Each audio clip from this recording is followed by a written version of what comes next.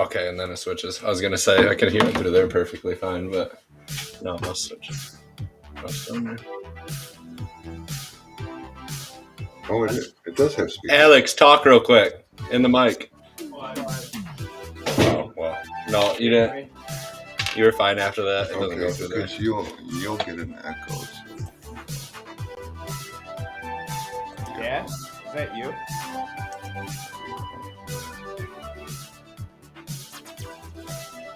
Hey, what's up, Tommy? Maybe one of these. Okay. Yeah, it's in there. Okay. Look how much of a baller I am. I got a red dot and a front. I know. Alex, you ain't shit.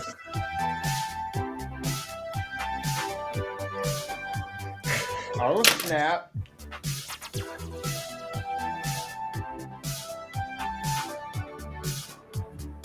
Is everybody hearing everybody? Yeah. Fantastic. With 10 seconds. 10 seconds to spare. How fucking cool is that? That's alright.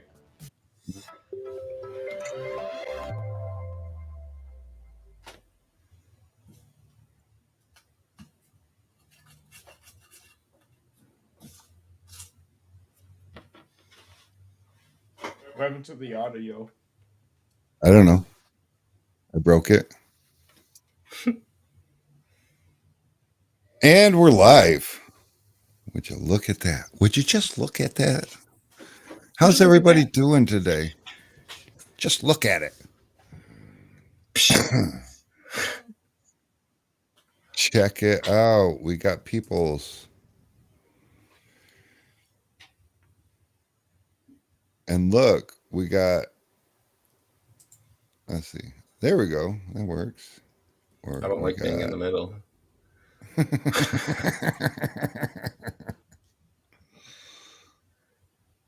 All right. We'll put Alex on bottom. He likes it on bottom. All right. So we've got sup first. Look. Where's Jaybird? Yeah, somebody tag Jaybird. Get him in here because we're going to go over this. I explained it to him via text, but sometimes it's easier to show somebody. And so thanks, guys, for like coming up with a topic for us. You know, I don't want to beat on. I would do kegs every week, but that just doesn't seem right. So, you know.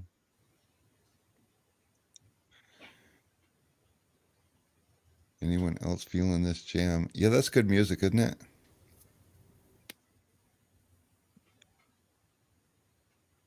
What's up, Joe? All right, so today we're going to talk a little bit about keg stuff because, you know, keg stuff's kind of important. But not just keg stuff, tool stuff too. Because you can, and I don't know, maybe I should make Alex do it because I don't have it. And oh wait, I do. Oh no, I don't. Where's my box with my tools in it? It's out there somewhere. But my tools are all nice and clean and pretty anyways.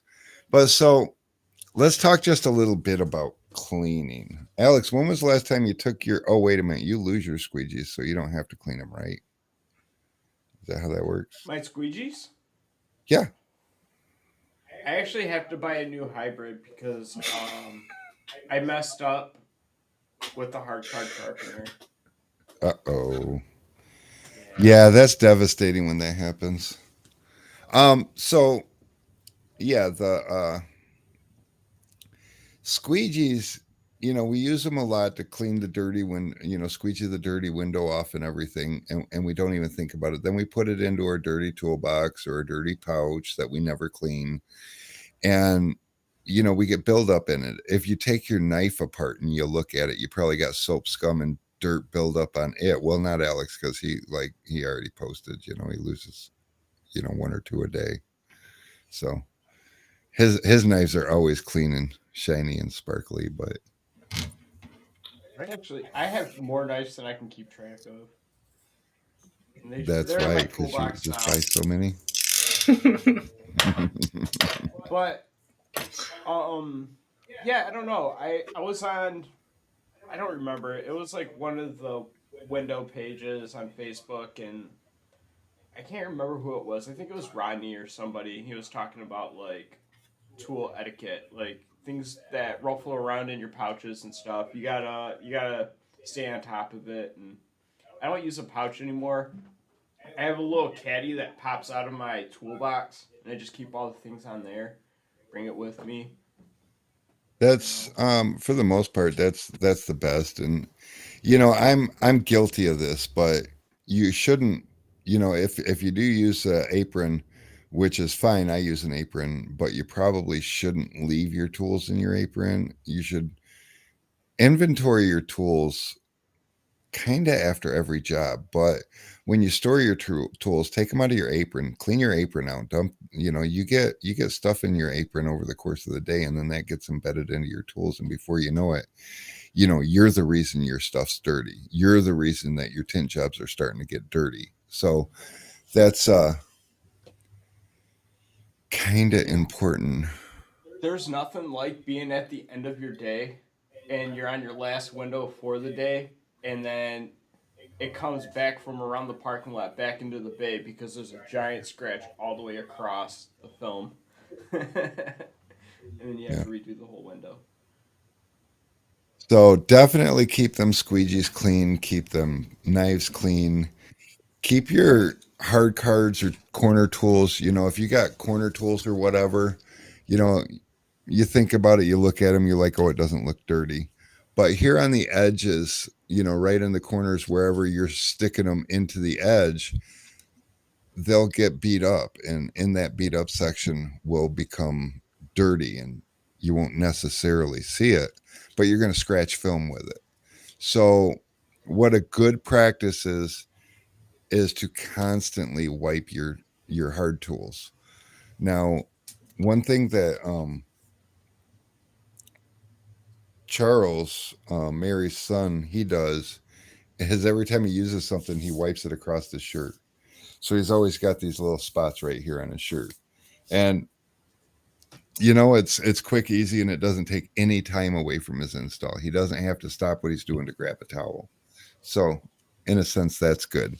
I was thinking about inventing a tinner bib, because why not? Just put your fucking bib on and keep your shit clean, and then your shirt doesn't get all messed up. What if we isn't there like a caddy towel? Like a golf towel. But something that's like skinnier but long that drapes over your shoulder.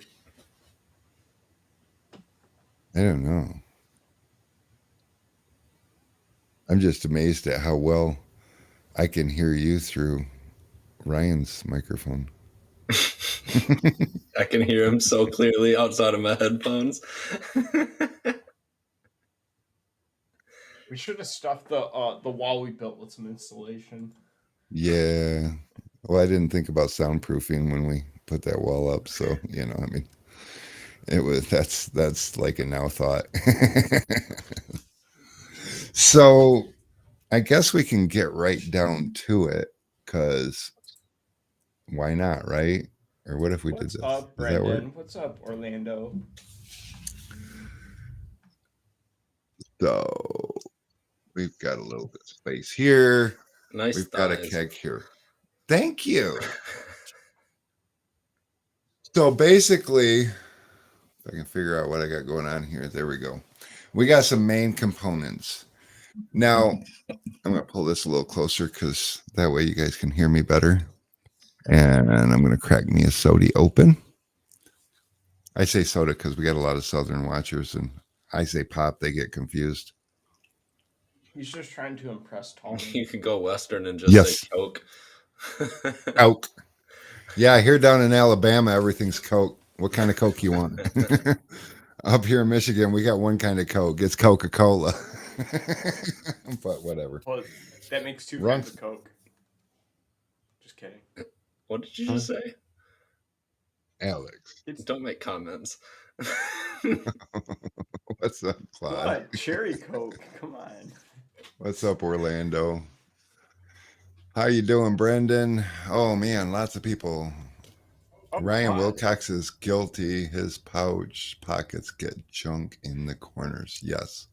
Everybody, if you're anywhere near your toolbox or tool pouch, if you wear an apron, dump it out right now. Tell me what's inside. Anybody. In fact, take a picture of it and The dirtiest one gets a free keychain. yeah, text us a picture of your of the inside of your pouch. I want to see right now. Send them. Let's do this. Meanwhile, we're going to talk about a couple of things that's involved in your keg.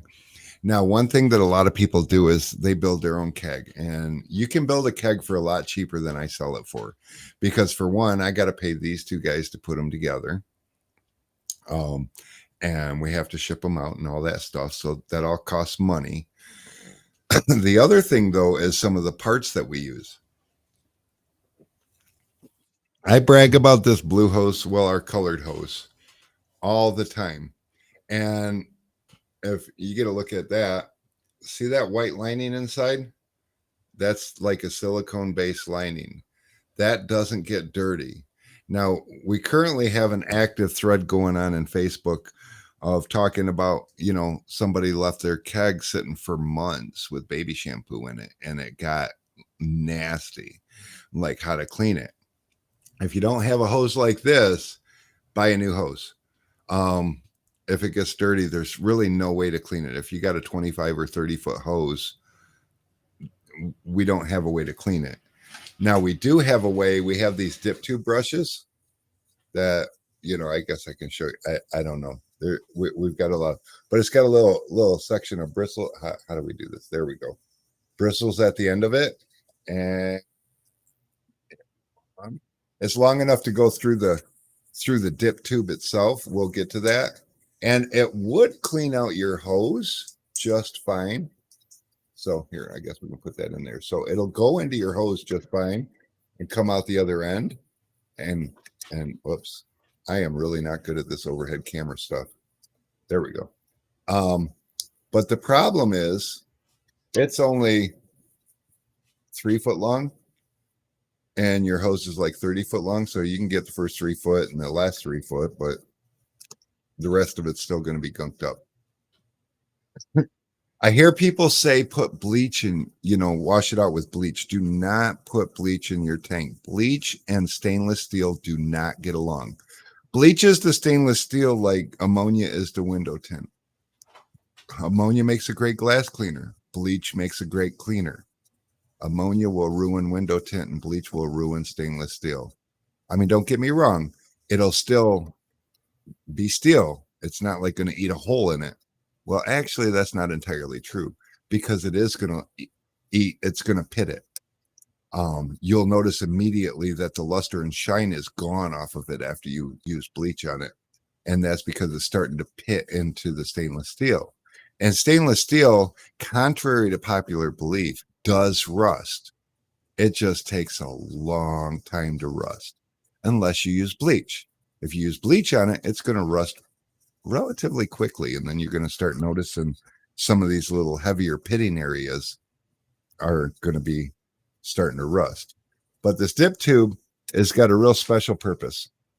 The tank, on the other hand, you can remove and this is just one of our tanks, the tint keg. And you can take your lid off.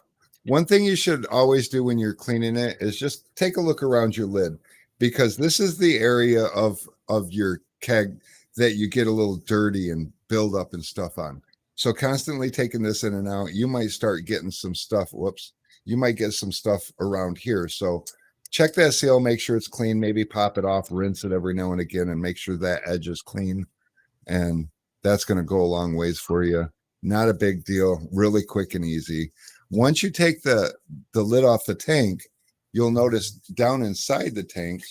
Let's see if can I get any light in there? Yeah, maybe. Okay, so you see, let me see there we go. See that rod in there? That keeps you from getting the entire tank. So You just take an 11/16 ratchet. I mean, you could use a crescent wrench or pliers, I guess, if you had to, and you break this loose and you just pop this off. Now, one thing you're going to want to pay attention to when you take this off is there's a spring and a poppet inside of here. So that's really important. When you take this off, you're going to want to, let's see if I can make sure you guys see what I'm doing here. You're going to want to take this and just kind of tilt it and put your finger under it and make sure that those inner parts stay in. So when they come out, not a big deal, but so there's your cap, your post, and then you got to pop it in a spring. The spring, you'll notice, is tapered. It's got a small end and a big end. The big end goes down, the small end goes up. And the poppet, this is very indispensable. Don't lose this. But the poppet's got an O-ring on the top of it. So the big end goes down in the spring, and then that goes up into the up into the post just like that. And that's what keeps the water from leaking out when you unplug it. Once you've taken that off of the tank, it's real easy to pull the dip tube out. And the dip tube is curved. So God bless it. So the dip tube is curved. And so you're going to want to kind of fish it out in the curved motion. And you'll also notice at the top of the dip tube, there's a little ear right here. That ear has its counterpart right in here. So when you put it back in, it'll line up. There's a little dimple in the bottom of the keg. That ear basically just lines this curve right up into that little dimple so you can get every last drop out of the keg when we're using it. But you'll take this and you'll take your dip tube cleaning brush and you'll just fish it through there until it comes out the other end. Run that a couple of times. Now, this is stainless steel, so let me be clear right now. No special cleaning agents are required. But once you clean that out, you can flush a little bit of water through it and just make sure all you have to do is basically any scum that's built up on the sidewalls of it, it'll loosen it up and let it go. And that's the nice thing about this hose, if I can get back in here, with the silicone lining. And the Flexilla hose does have the silicone lining in it. Although it's not as thick as the silicone lining in this hose, it's still there, and it's a decent option. So that's why we still sell it. If I didn't think it was a good option, I would not offer it, because I'm not here just to make money. Now that you got this cleaned out, there is nothing hindering you from getting the whole thing. So, sorry about that. You're going to take your microfiber towel, fill this about so with water, and you can put a little soap in it, but honestly, you're not going to need to, because what you're cleaning is soap scum. And that soap is gonna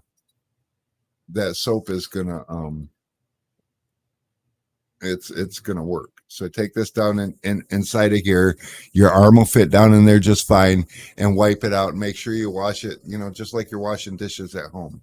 It's not a big deal. Rinse it out. Then you'll be able to look down in here and you'll be able to see any scum that you might have missed. Just like when you wash your car by hand and after it dries, you see the spots that you missed. It's kind of the same thing in here. So if you miss some spots, make note of it, go in there and wipe it out again. Rinse this out real good. Now, depending on the hose that you got, if you do have a cheaper off-brand hose, because any hose will work, you can use any hose. Just sometimes they'll be more problematic than others. You'll want to take your sprayer, and you're going to put this back together. I guess we should probably get to that. We'll go ahead and put this back together, drop this in here, and let it fall down in there. And then we're going to kind of twist it back and forth a little bit until we find that hole. And then you'll notice down in the inside, it's centered. If I could just figure out how to work this camera angle thing. But down in the inside, it's just centered right into that little divot. Then you're going to take your other piece, put your finger over it while you tip it over and set it right on there and then screw it back in. You're going to take it and tighten it down by hand. Now there is an O-ring here to keep it from leaking. So this isn't a have to be super tight thing. You know, take it down about hand tight and then grab your socket and just, you're just going to snug that down until it stops. You don't have to reef it down. There is no torque setting on it. And then this is good to go. You're going to fill it back up with water, as hot a water as you can get it. Just fill it up with straight hot water, about to the 3/4 mark. And then you're going to put your cap back on. You're going to pressurize it. And then you're going to turn your attention to any filters that you might have. Some people run inline filters, some people do not. If you run an inline filter like this, these are real nice because you can just unscrew the cap and take this off. And this is stainless steel here. So you can take this, just run it underwater and use your fingers and clean it out. And it gets real clean because stainless steel cleans super easy. And then put that back in there and put that back on. Don't cross thread it like I'm about to, because that'll be bad. And then you're going to take and go down to the end with your sprayer on it. Well, there we go. And you're just going to pop your tip off, set your tip aside. Now, if you have a fan tip like this, it comes in 2 parts. So the inside part and the outside part. Or if you have a cone tip, it'll come out in 1 part. But inside of your tip should be one of these little screens. And that's a filter that comes with every sprayer that we sell. And you're going to take this, again, it's stainless steel, so it cleans up really easy. Run it underwater and do like this. Sometimes you can use like a nail brush. It just makes it a lot quicker and easier. But you can get this sucker looking like brand new. The only way it's going to stop looking like brand new is when you put the tip on. If you tighten it down too much, you can crack this ring right here, and then it'll start leaking on you. And then that's when you replace it. But then you'll want to set that aside. And now with the tip off, this will spray 2 gallons a minute, or whatever the hose or this ball lock connector is going to allow through. So then you take that super hot water you got in here and you're all pressurized up and spray that and allow this with the tip off to run that entire tank empty. And that's the best you can do for cleaning your hose. And that's why you want to use as hot a water as possible. Remember, there's already... tell my hose to take a shower. Tell your hose to take a shower. But so yeah, this is that's really as easy as it is. You're going to put this back together after you're done. You got a clean filter here, clean filter there. You're going to put this tip back on.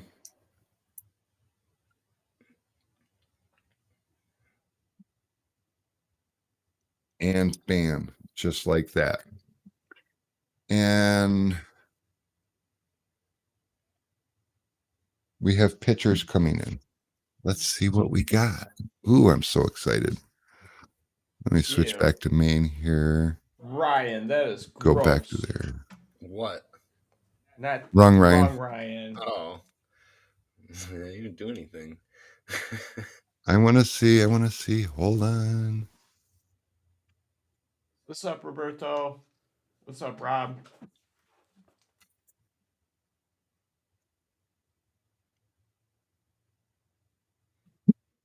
So let's just really quick, like,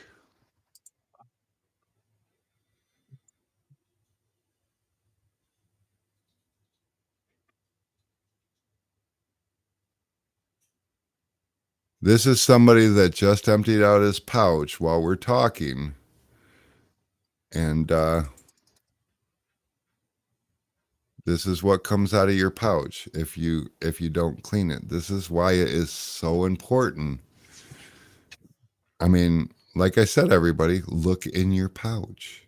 You're missing half-ripped Sirius XM radio stickers. Oh yeah, there's one up here. We got, is that a little snap off of a blade? We got some tint shavings here, a corner or two here. But all this dirt in this section, that's getting into your tools. Anything that you put in that pocket, in your knife, you know. And so let me figure out how to do this. We're gonna move me up here for a second. So this is my knife. This is in my pocket all the time. And I don't clean it. So if I take it apart, can you see in there? Of course, I also don't do a lot of tinting anymore. You can't. It's dirty in there. And this down here at the end, at the tip, it gets pocket lint in it. And then if you flip over your snapper, it's not terrible. But in your snapper, you're going to get crusties in there, which are just going to slide up and down. So you want to keep those clean too. I mean, everything. And Billy Ayton gave me a call before the tool talk, and he's like, "Tell him about the differences in waters." And this is true, and the differences in the solutions that you use. So I don't personally. I like to keep it a little more simple. So I don't personally try to. Um, what do you call it? I don't. I don't. I don't remember. Remember a couple weeks ago, I bumped my head. I don't personally try to complicate it. I'm gonna use whatever you got. You know, I mean, the biggest reason that we came up with the inline filter and did such a nice filter and a large filter, easy to use, is because my philosophy is all if all you have is mud puddle water to fill your tank up with, we should be able to filter it out so you can use it.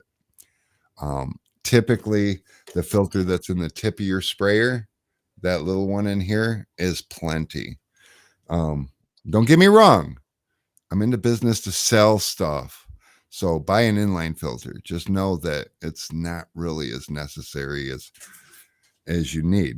One thing an inline filter is good for, especially with the clear bowl on it, is that you can see what's going on in your solution. So while you're using it, if your stuff's getting scummy, you'll start seeing little floaties in here and you'll know it's time to address that. If you're the kind of person that won't put yourself on a schedule, I'm that person. I don't I don't solve a problem until I have a problem. I'm not really one of those, you know, get it before it happens kind of guys. So and Roberto, can you purchase one? What oh goodness, I missed that. Keychain. Who's watching keychain? Yeah. Yeah. So are you one of our customers? Do we have you in the system? I don't tried even to know. find him and I couldn't find him. Uh-oh. And I'm trying to find his Facebook, but I can't find it. So I was gonna Well, message him. it should be there. He's watching a live and it's a Facebook message. Hold on. Now you got me thinking. I'm going to find him.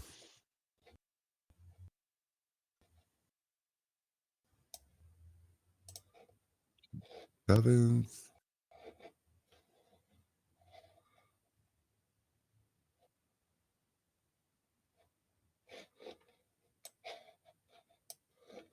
Oh, God. I just started talking.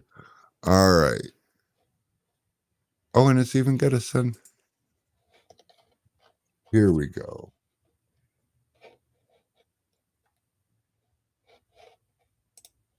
I'm messaging you, Roberto.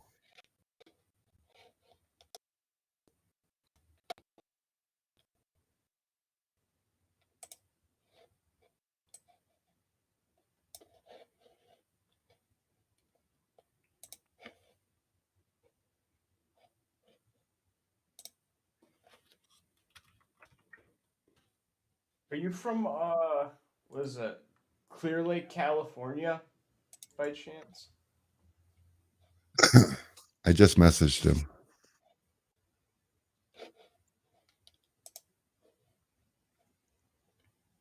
He is. Oh, he is from Clear Lake. Never mind, we got him. I found him. I already messaged him. I was gonna say it popped right up as soon as I looked in it. Yeah, it was just spelled different for a sec. No, it wasn't. Yo, shut up.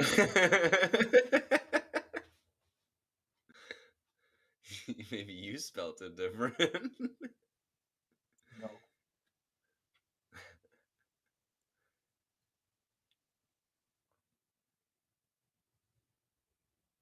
Okay, he just sent us this information. We'll get you one, Roberto.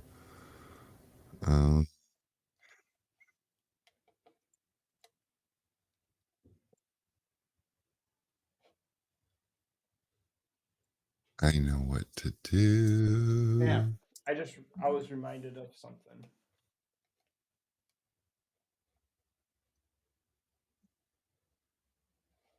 What was that? Red dot clips. Oh yeah, did she answer us? I never emailed. Oh, so she didn't answer us.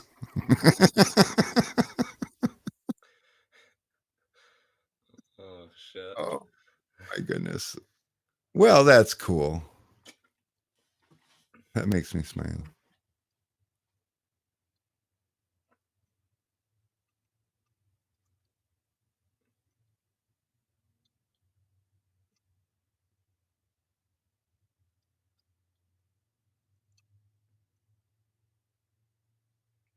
Oh my goodness, I just realized I had.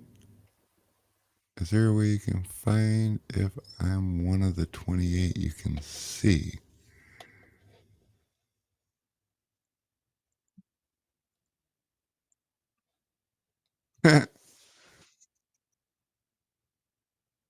Back in January, me and Roberto had a conversation. I missed his stuff, but it's okay. He messaged Sun Distributing. He gave us his information, so we gonna send him some stuffs. And I'm gonna get back in here so I can see what's going on. Yes. If it ain't broke, don't fix it. What's up, Wolf? Hey, Lobo. What? What do you Rubber what do you call toe. a guy with a robo toe? What do you call it? With a robo toe? With a Rubber. rubber toe. It's rubber. Roberto. Oh. Oh. Ha. Oh, Ryan's Oh, really okay. got it. I've been laughing Yeah, about it look. for like 5 minutes.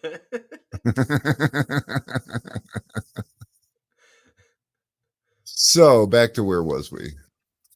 Wow, it shows we only got 12 viewers. We must be doing something wrong. We got to stop giving stuff away. We'll just give stuff away to these 12. David. What's up, David? How you doing? All right, so David, you missed all the excitement. Where you been? Don't tell me you was working. How'd that church turn out? Everything good? Oh yeah, he sent pictures. Yeah, I saw. He got it terrible. done. Alex is what's that word I was looking for? Douchebag. That's it. Dude, I just took a nap like 3 hours ago. Yes, he had to write a long, important email to somebody. As you can see, he did not get enough beauty sleep. Hey, beauty comes slowly. If that's how this works, then it doesn't look like you slept in years. I have not. Oh my goodness. So, what is the latest? Lobo said mine and Alex's audio is a bit low. Yours Oh. is definitely low. Well, mine's I don't know. farther from me than yours probably is. Well, we can turn his up a little bit. We have the glass microfibers. Like No. microfiber towels? I keep We joking. have microfibers. Maybe we'll give some of those away this week since I haven't got around to putting them on the website. Oh, that's the other thing I haven't got around to putting on the website, but we got some BTU meters. We tried to get low E detectors, and yeah, they're on back order like the rest of the freaking everything in the world is. It's awesome.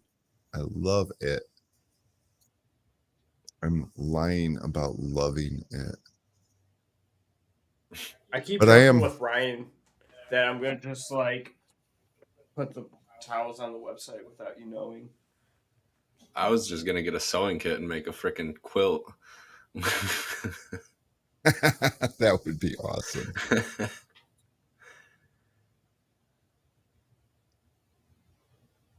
Ooh, Monday. Monday, we're going to have labels for the Scuttle Shuttle boxes. That's exciting. And expensive all at the same time.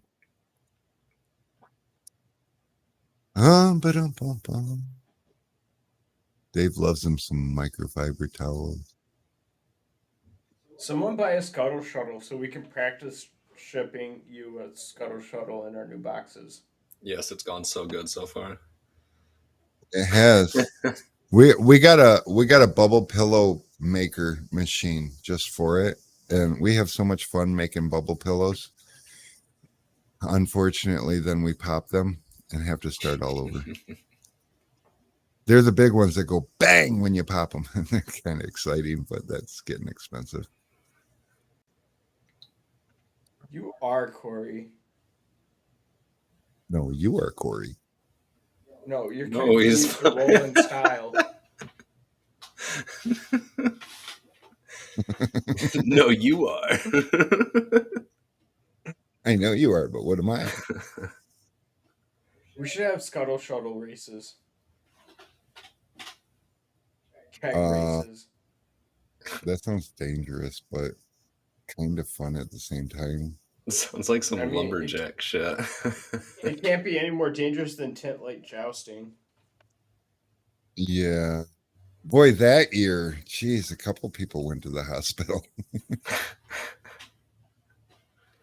I mean, don't get me wrong. It's all fun and games. I wasn't allowed to in Indianapolis. Mary said I couldn't do it. Big party pooper.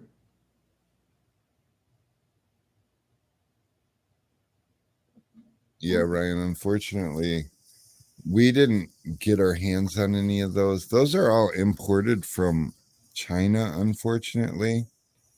And it takes about 4 months to get something from China. But right now, China's on lockdown. So, like, really nothing shipping out of China.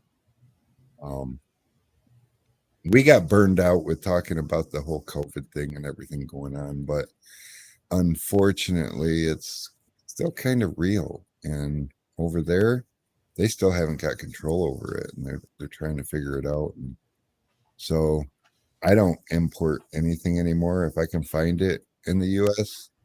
for a fair price, then I will buy it. Otherwise, not. So. Hey, look, I took out the Jeep twice this weekend, Cash, and I did not bust my head one single time. In fact, I didn't even break anything on the Jeep, which was super cool. So, and no, Joe, I don't think OSHA would approve of Scuttle Shuttle races either. But, I mean.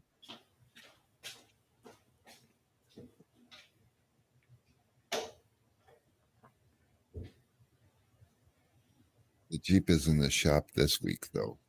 We're not supposed to. I got yelled at for talking about the Jeep on Tool Talk. Like, how is that Tool Talk? I'm like, well, because I named the show at the top. You can see where it says Tool Talk. And that's what I was talking about. Should have mentioned more tools. Because we use lots of them. Let's see. So,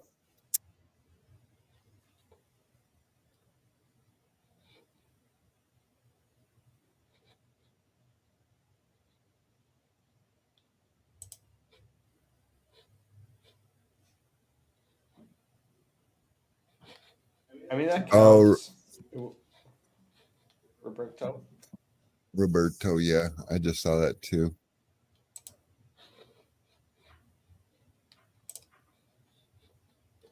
David, quit lying. David says my church install methods were definitely 100% OSHA safe, for sure.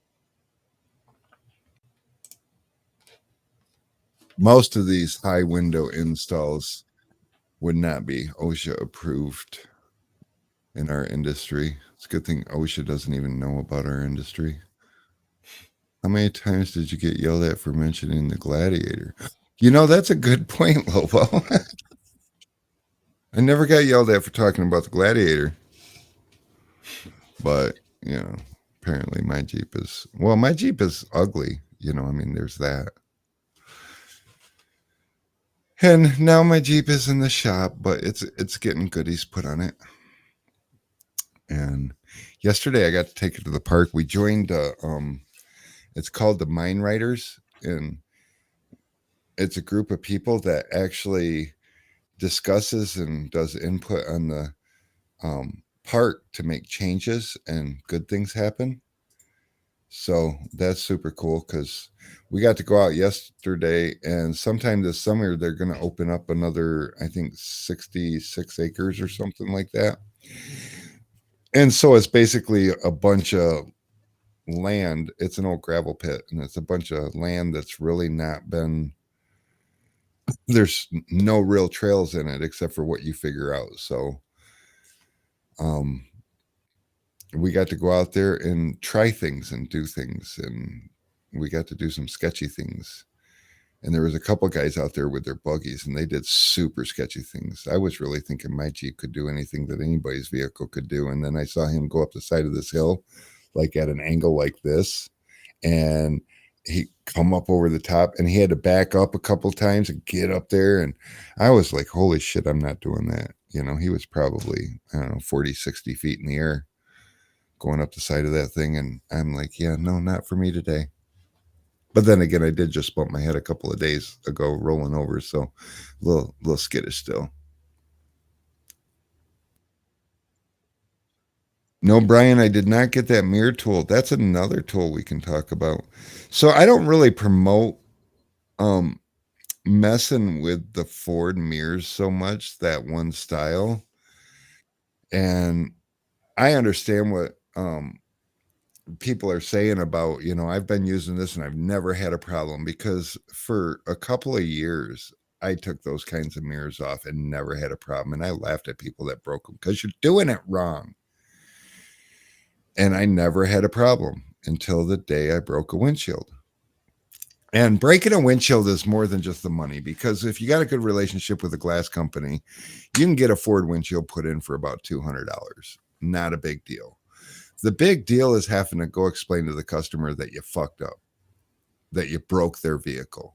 And you don't know how a customer's going to, you know, some customers are like, oh, well, you know, as long as you pay for it, what do I care? Other customers might even be like, you know, oh, I got insurance. Does that cover it? And those are the best customers in the world. But those customers that just look at you like, why did you break my stuff? You know, I just bought this. I love this car. They hate you. And it's not worth any amount of money.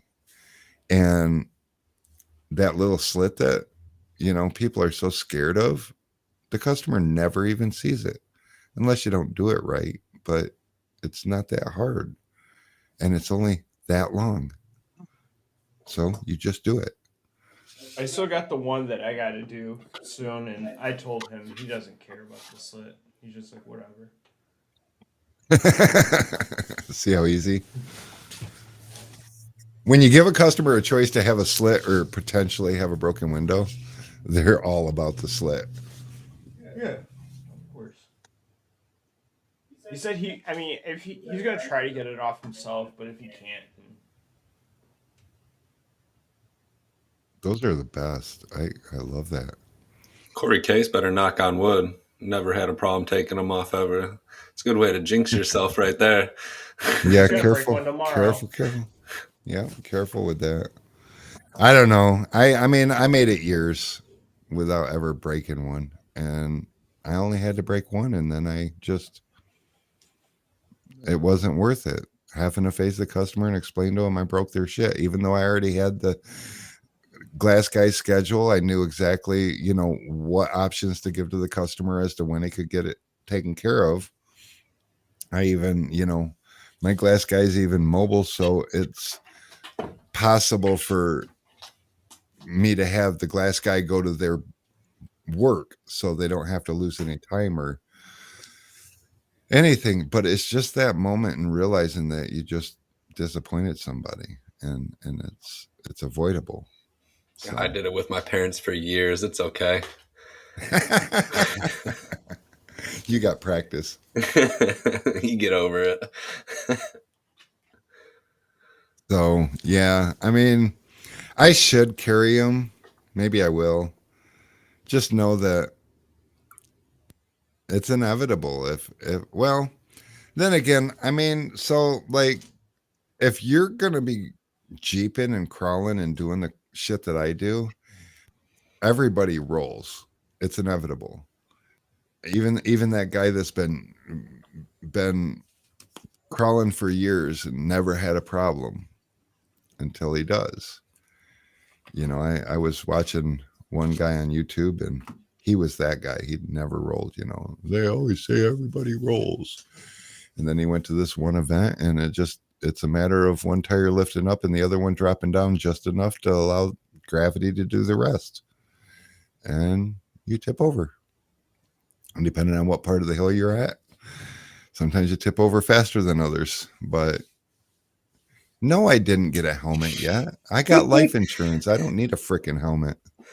Jeez.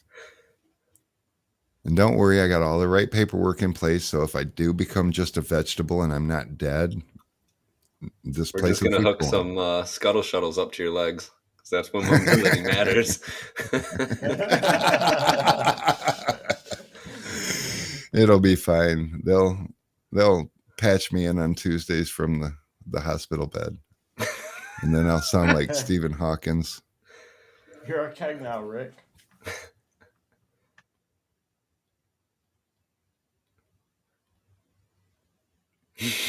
Dang, he's hitting you with all the hard questions.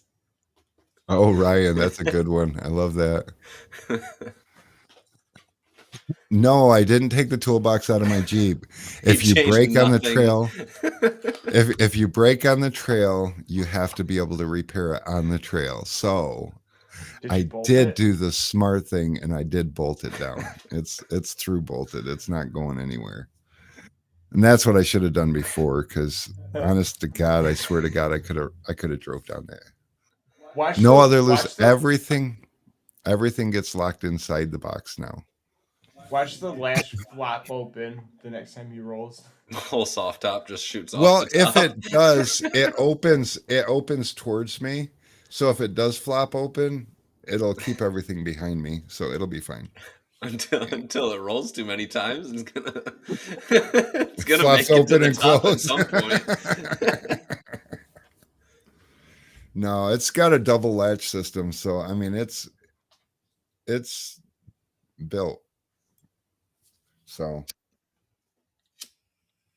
but this week it's getting a rear sway bar, so things are a little bit easier to work with on the street, because right now it's got 0 sway bars, and I drive it, and it's a little sketchy, but it's fine. It's got a roll bar, so and I found out the roll bar works, so we're good. But so it's getting a rear sway bar this week, and build a bubble pillow. Just put one of the fat rolls of sheet bubbles in the back. Right. Then I am also getting a 3-inch taller tire, though, so I'm going to 40s, and we're going to put coilovers on it. And we are this week putting in my seats and harnesses. They come in today, so I'm excited. Right now, I should have axles cut out from under my Jeep and all kinds of mess going on. And tomorrow I get to go help work on it, because I don't know. I am that customer. I'm like, I want to participate. Snap. Snap. Yep. Yeah. Better me than him. But yeah, so tint slime versus baby shampoo. Tint slime, 100%. So when it comes to a lot of this off the shelf soap stuff, what we don't think about, we're like, oh well, I can get baby shampoo for like $8 a bottle, and tint slime is like $40. Well, one, your baby shampoo for $8 is like, I don't know what, 15 ounces or something like that, versus a gallon of tint slime at 128 ounces. That's thing number one. Thing number two is the concentrate level.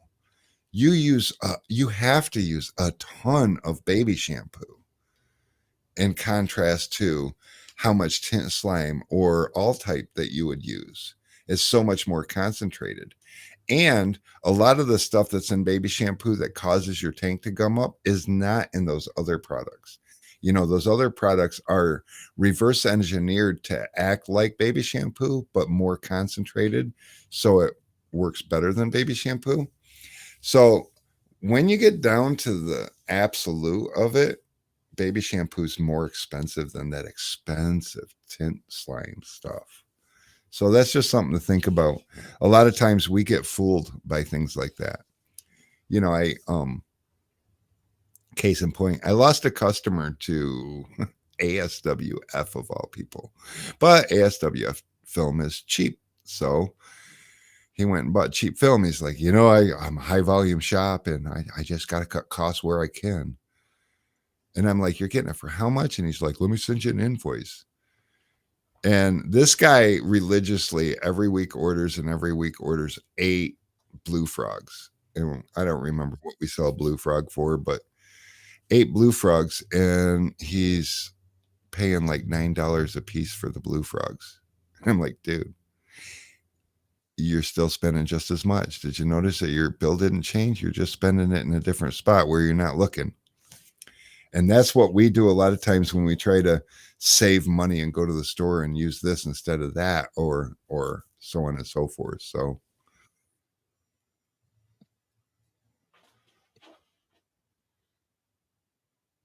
if using 1.5 ounce per gallon baby shampoo, you can get away with 1.5 ounces a gallon in baby shampoo. My guess is you're probably using an ounce or less of tint slime then. Cash is like me. He likes it sticky.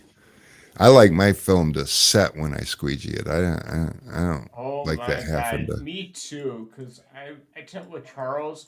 He does like whatever you have your your premix maker set to plus 5 pumps of Dawn, That's and crazy. it is crazy. And every time I roll the window up, my everything's shifted. It doesn't matter how hard I like hold on and squeegee.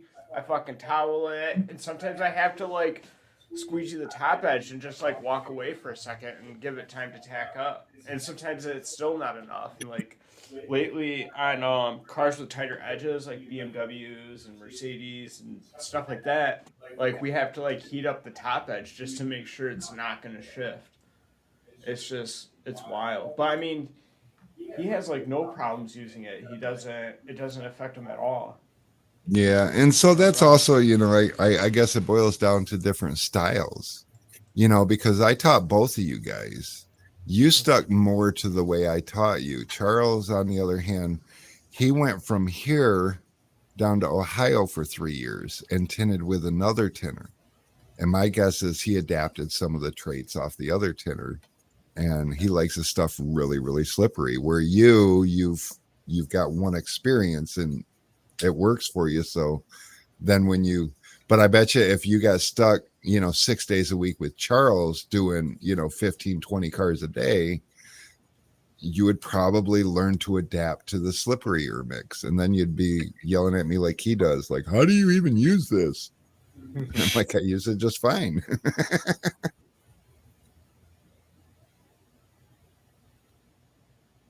but I don't know. That machine's old too. It needs new gaskets. It's probably not pumping out as much as it used to, but whatever. They should take it apart and ask me for parts. I'm pretty sure I can get parts. I have to look. Did I see your message, Corey? Let me look. I'm pretty sure I did. Are you talking about last night? No, he said, "Hey, do you prefer Frankenstein the back window, or roll it up and unroll it back down, or roll?" Nope, Yeah. I missed that one. No, I on the back window, I'm still a Frankenstein guy because it's just muscle memory to me. It's how I learned and how I did for so many years. On the windshield, on the other hand, I had to force myself to start reverse rolling because on the windshield, obviously, you have to use more midsection strength and hold yourself up, and it's more of a reach and stretch. So Frankenstein and windshields kind of became a thing of the past for me because it's just was too hard on my old ass body. Where I don't know, I still don't have a problem climbing into a back seat. You set your knees down and your body naturally goes towards the window. So I still Frankenstein the back window just because it's quicker, and I can't say it's cleaner because I've Frankenstein enough windshields now that I can get a windshield just as clean as I can get a back window and vice versa. So, Dude, did you see that video of the guy Frankensteining a Model 3? yeah, I don't want to hear about it. That's I think that was fucking wild. yeah. I just, I don't know. I just don't even.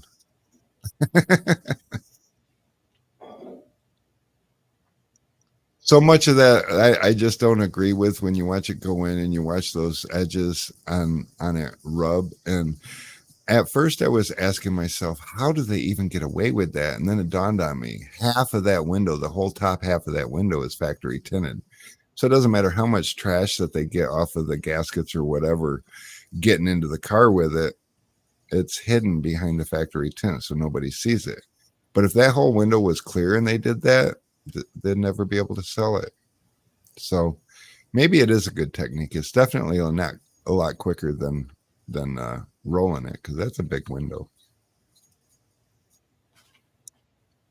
I don't know. Once I figured out how to back roll, I definitely enjoy using that more. But there's just some like rear like third brake lights that are just too tight, and it does. I mean, Frankenstein just seems like the only logical way. I think it definitely helps with knowing how to do both. Yeah, for sure.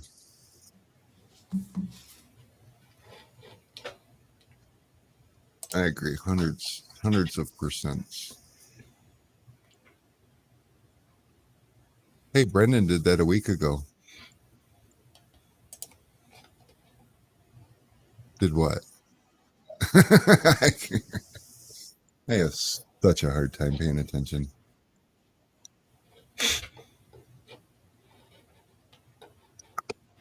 What do we think? What do we think? It's coming up on 5 o'clock. Brake light did a charger earlier and forgot to put the bolts back in. Well, it does snap in, but you know what? I actually, right off the rip, I stopped taking the brake light out of the chargers, and I get my bottom 2/3 of the window right, and then I just pull down on the brake light and I just tuck it up in there. Just one quick push and it's in, and never had a problem. So maybe try that one time, and if it doesn't work, well, cuss me out. But it worked for me, and I've been doing it that way ever since. I try not to take brake lights apart if possible, and most of the time I get away with it. So screw those bolts. Now the Challenger, I break loose and drop them down.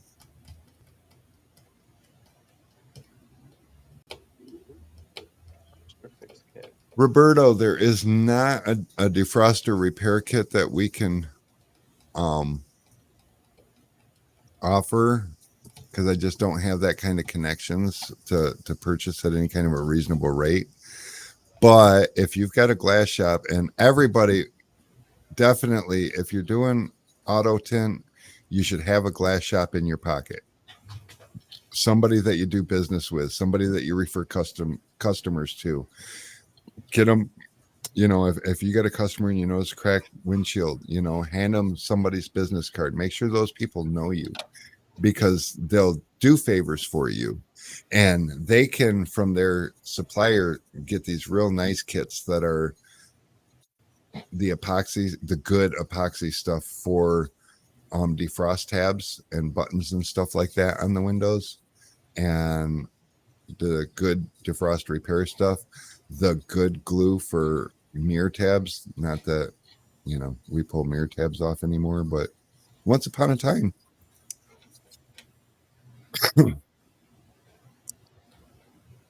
So glass shops are definitely your friend, and the easiest way to get good with them is to send them business, and just make sure they keep hearing your name, and then they'll start sending you business too. So that's always good.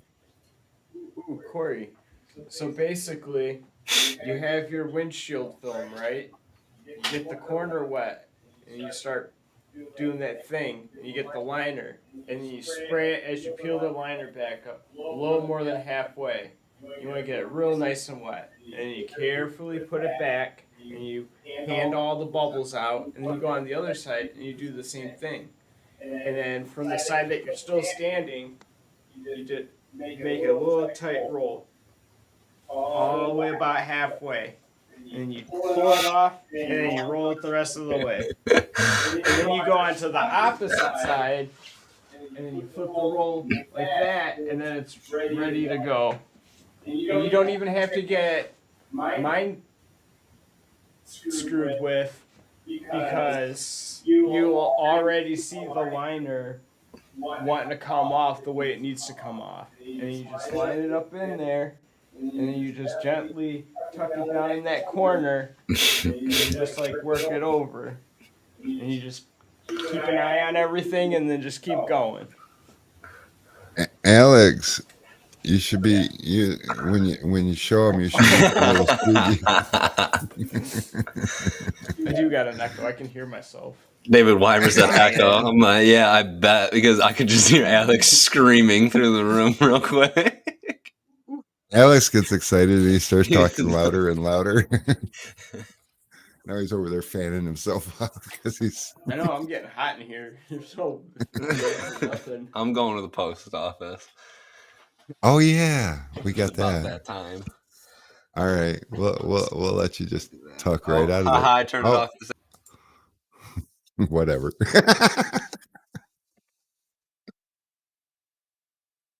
So that was a good demonstration, Alex. You're way better at that than I am. I always, my hands are always down here, like I'm trying to show people in my hands, and you're all up here, and you're like, I'm like, damn, I could take some lessons. I don't know. I just try to visualize it in my head, and I just pretend I'm doing it.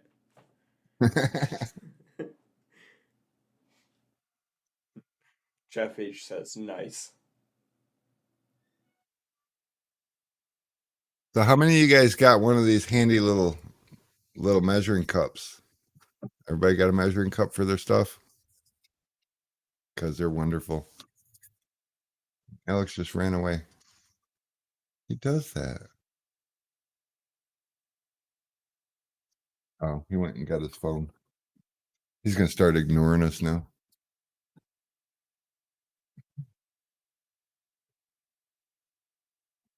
No UPS.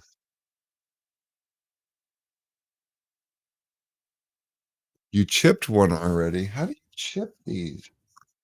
They're like so flexible. They just, I don't. You tinners are just rough on things. I'm pretty sure that's what it is. Roberto, that's not good. Are you What diabetic? happened?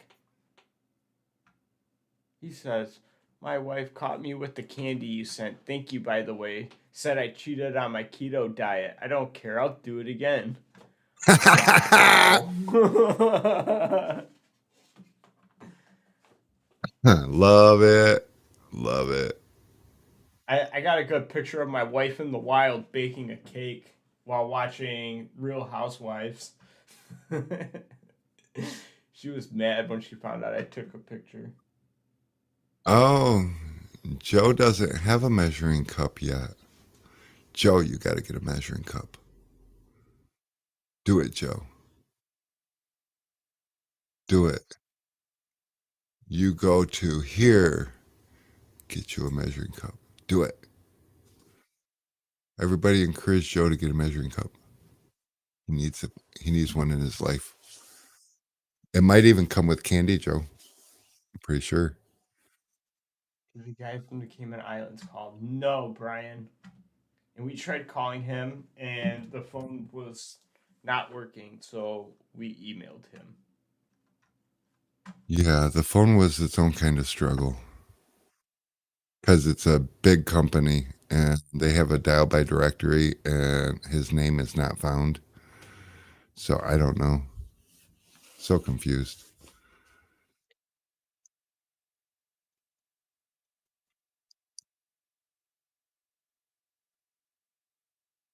So a heads up for anybody that's looking to ever move and live in the Cayman Islands, shipping is very, very, very expensive to you.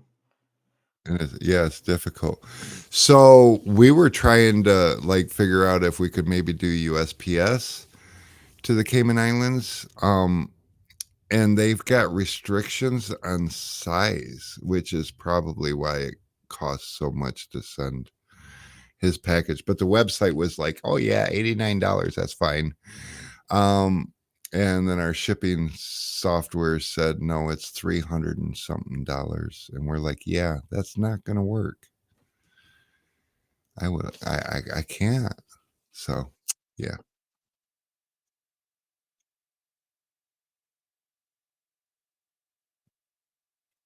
Dave, now I just want you to let you know that since the first time you said your car got jacked and you didn't have a replacement, my card got jacked.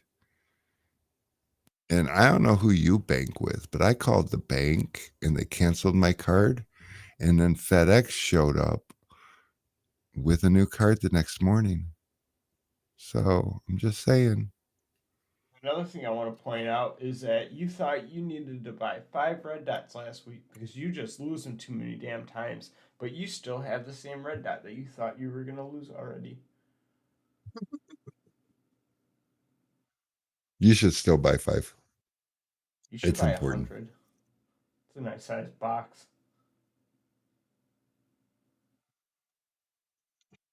Oh, Brian's helping us out. Thanks, Brian. We could certainly use a little assistance with this one. But yeah, so it turns out with the reality and shipping costs, sometimes our website is fine, but other times our website gets confused and does it wrong. But same thing with this Zonos thing. But this time, the Zonos thing is actually less money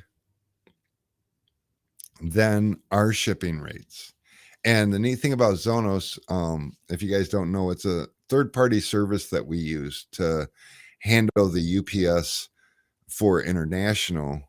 And it's nice because they also handle all the duties and taxes and fees up front, where if we ship it from here, UPS, then it's going to get to the other person's country. And then their people are going to contact them and say, this is how much duties and taxes that you order or owe. And then you have to pay that on top of it. Where Zonos allows that all to be paid up front. So it's shipped right to your door. And it usually gets there in 3 days, which is super cool. You know, I can get a package actually to Australia in 4 days. Australia is super expensive though. But the nice thing about Zonos is sometimes, like this case, it was, I think, 100 and something, 100 and not that much dollars for shipping. And these scuttle shuttles are big, so there's just no way around it. So 100 and something dollars for shipping plus $106 or something for duties. And you combine those two numbers together, and it was still less than just the shipping on our side. So it's crazy. But yeah, so when we start thinking we got it bad here in America, other countries, a lot of things that we have here, they don't have available and they have to buy from here. And it costs them a ton to get it. And I don't know, we do what we can to try to make that a little easier for them.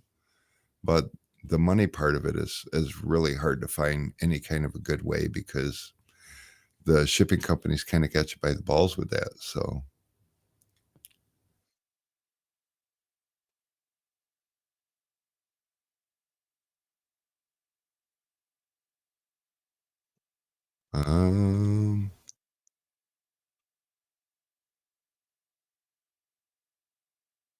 yeah.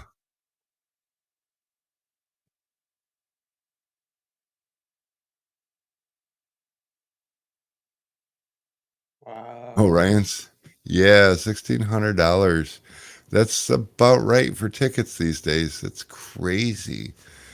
So they'd reimburse me in 72 hours, now 20 days later. And all of a sudden, Ticketmaster says they aren't going to pay me back.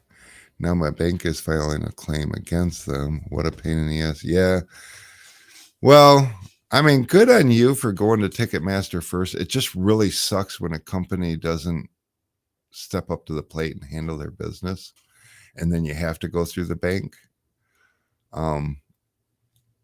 But to be honest with you, I think I would have probably just went to the bank first, because I didn't buy that shit. So, like, fix it, give me a new card. But that's what happened to me.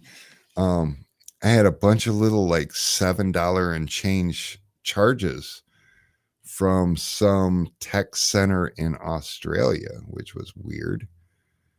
And then when I looked a little deeper, I locked the card, and then I looked a little deeper, and about a month ago, I had one in, I don't remember what country, another country, but it was like 230 something dollars. So I'm like, well, somebody got my freaking card. Called the bank, and like I said, a day later, the next day. Jeff, I don't sell plotters. And what is my mix ratio? I mean, Isn't it 45 milliliters for a gallon? I mean, I don't know. I think I'm just a little over an ounce a gallon. UPS. Oh, I'll be back. Alex, be back. And then there was me. But yeah, so I got this neat little contraption I use at the shop that I put together about 3 years ago. And I set the dial, and it mixes it as we fill up whatever we're filling. So if we fill a spray bottle, it fills the same as if we fill a keg, and it mixes it for us. So, but I'm pretty sure it's just a hair over an ounce a gallon.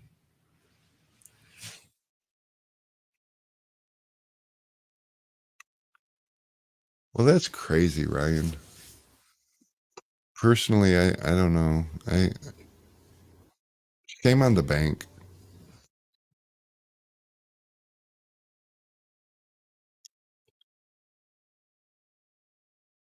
Oh goodness, now we have somebody else pulling in. But I think they might be U-turning. Yeah, they're just using their parking lot as a turnaround. A lot of people, and I'm sure some of you guys have done this too, like to occasionally cut a corner when there's traffic and a traffic light, and like there's a parking lot you can cut through. So sometimes you might just cut through the parking lot and go out, which is a big no-no around here, but people do it anyway. Well, my parking lot is about two to 2.5 feet taller than the car wash parking lot next to me. And so cutting the corner doesn't work. So all day long we get people that pulls into our parking lot, gets up here and realizes they got no place to go and they have to turn around and pull back out, and then they have to wait to get into the traffic because they got to wait for somebody to let them out because they thought they were going to be cute. But yeah. Jeff, honestly, I've always been a Graph Tech guy. I've used Mamaki. That's a super solid brand. And the DJI Omegas you can't get anymore, but that sucker was a good little workhorse. And as far as I know, the original one that I got back in 03 is still in operation. So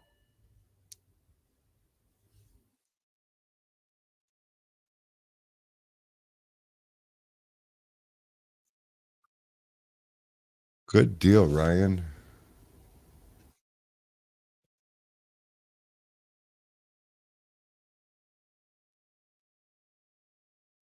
Alex kind of came back.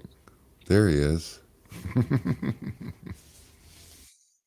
And he's muted. But he's talking, so that's always fun. Oh,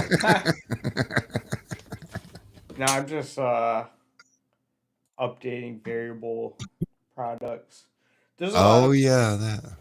there's a lot of items on here where Brittany didn't have like a PNG for just one of, or Oh, or like the blue would be like the blue Conqueror, for example, would be like crystal clear and looks really nice, but then the yellow Conqueror is just like extremely blurred and like you cannot even tell what it is. So what I did was I duplicated the blue one that was already nice and crisp, and I just colored the blade yellow. Peter, you're telling all your secrets. Blue looks good. I got so far Quickfoots are done. Fusion stroke squeegees are done. Little twizzlers are done. All the tri edges. I just did Conquerors. Fusion hard cards are gonna be the fun one.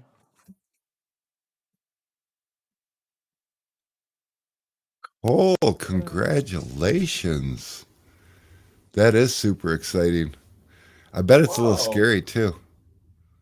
I remember the day Cole came in here right after he got out of Matt's class. I think Cole was one of the first graduates of that class. You UPS just pulled back in. UPS is pulling a Yui in our parking lot. What's going on?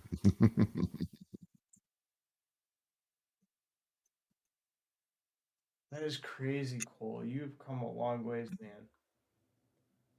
That is awesome. I mean, like super awesome. Yeah. I just remembered something. I has to love. And that explains why we haven't seen him in here in a while.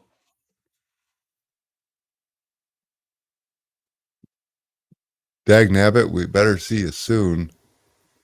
He's far. I think he's in like I want to say in the Carolinas or the Virginias.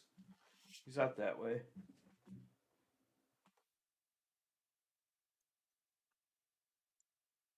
Did FedEx bring me anything today? Oh, that's tomorrow. It's supposed to be here. Never mind. Those bastages. Huh.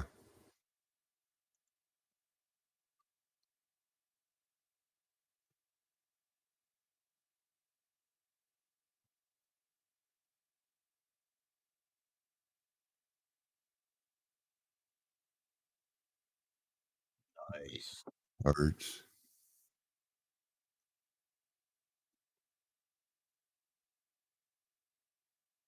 Oh, you know what? I think that did have something. Yeah.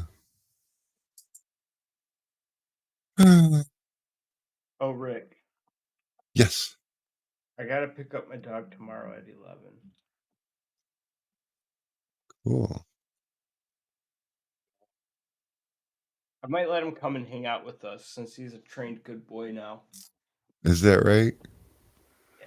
He ain't gonna listen to you. He don't respect you.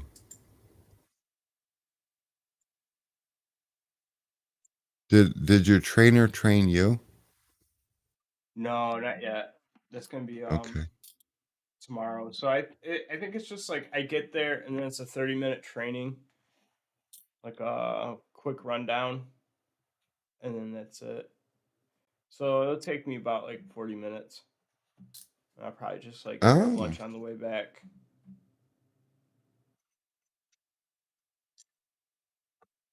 wow. It's 82 out there. Is this still gonna be near 100 tomorrow?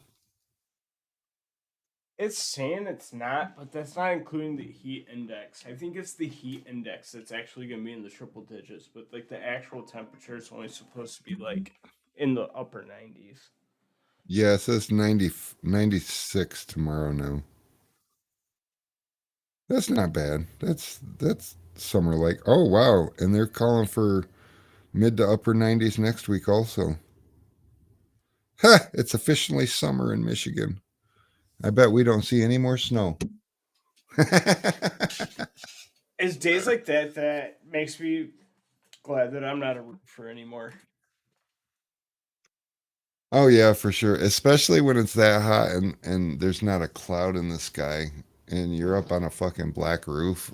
Yeah. Yeah. It's funny. We used to just watch each other fucking throw up.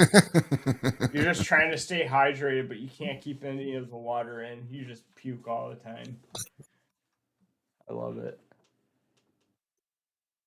Tips for anyone tinting outside. Honestly, Pick the only tinting I ever did outside was like weather contingent, the wind. I don't do wind. I don't mind if it's like a little rainy and drizzly. I kind of prefer it. And find shade. Shade is your friend. And a lot of times, if there's a breeze, don't just believe that you can't, because you can still. You just have to find a place to park where you're next to a structure that'll kind of block the breeze and have shade at the same time. So there's a lot of variables involved, but there are some animals out there that like tin outside, and they'll have a roll of masking tape with them, and they'll tape corners down, and it's kind of cool. I kind of dig what they're doing. Some outside mobile tinners only wet shrink, and wow, hats off to them, because that's you know oh look, it's Ryan, he's back. When I started tinting, I didn't shrink, and then we learned how to shrink, and it was all wet shrinking. And when we learned how to dry shrink, there was no turning back. Wow, Ryan, you making all the noises. Well, this I just chair, tripped. I thought it would be funny earlier if this chair just fucking gave out and I just fell to the side or something. Now Ryan's cussing on the stream. You did it as soon as we started. I thought it was free roam today. No. Everybody gets one. That was your one. I can't promise there won't be accidents. We talk about this. Humans make accidents.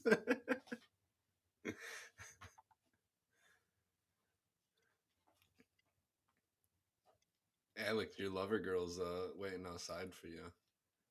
Are you trying to get rid of him? Called me. No, I just didn't know if she texted him. I'm assuming he did, but she looked like she was getting really hot sitting there. Oh, that's a good point. She's only got Nova she's all like on the this, car. like sitting there. I was like, oh no. Didn't even pick a shady spot. Another good topic I've seen in window tint stuff. The film doesn't reject heat; it just rejects radiant heat. your car's not going to be miraculously cool all of a sudden just because you got ceramic on it. No, you might still have to use the air conditioner. I was reading someone's post about how their customer wanted a refund, and should he give it to him? It's like it all depends on how you sold them the ceramic. Did you tell him You it know, was would going to you- stop heat, or did you tell him it was going to do what it says?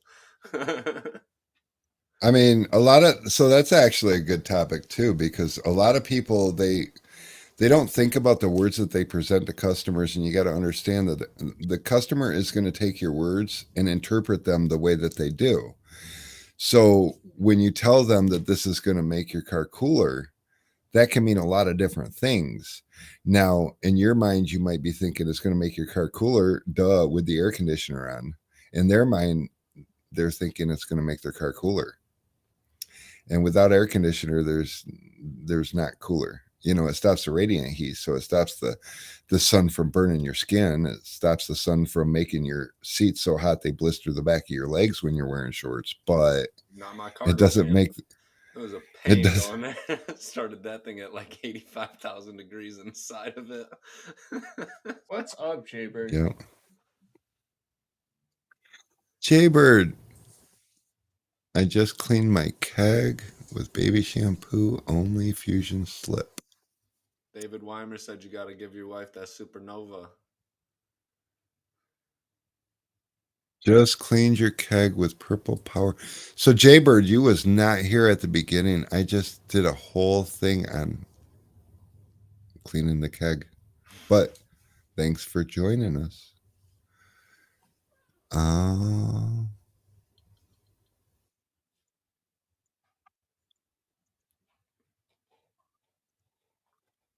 Yeah, Ryan, intentionally or unintentionally. And a lot of it is unintentional because to us, we understand. And, you know, when you take something for granted or you just know this, then it's like there's little pieces. I find myself in the same situation when I try to teach somebody to tint. There are so many things about the tinting process that I just take for granted because it's just a part of my movement and I don't think about it. And then it's like, are you dumb? But the reality is that it's not a part of their movement yet. So, you know, we have to cover all those little things that aren't common knowledge.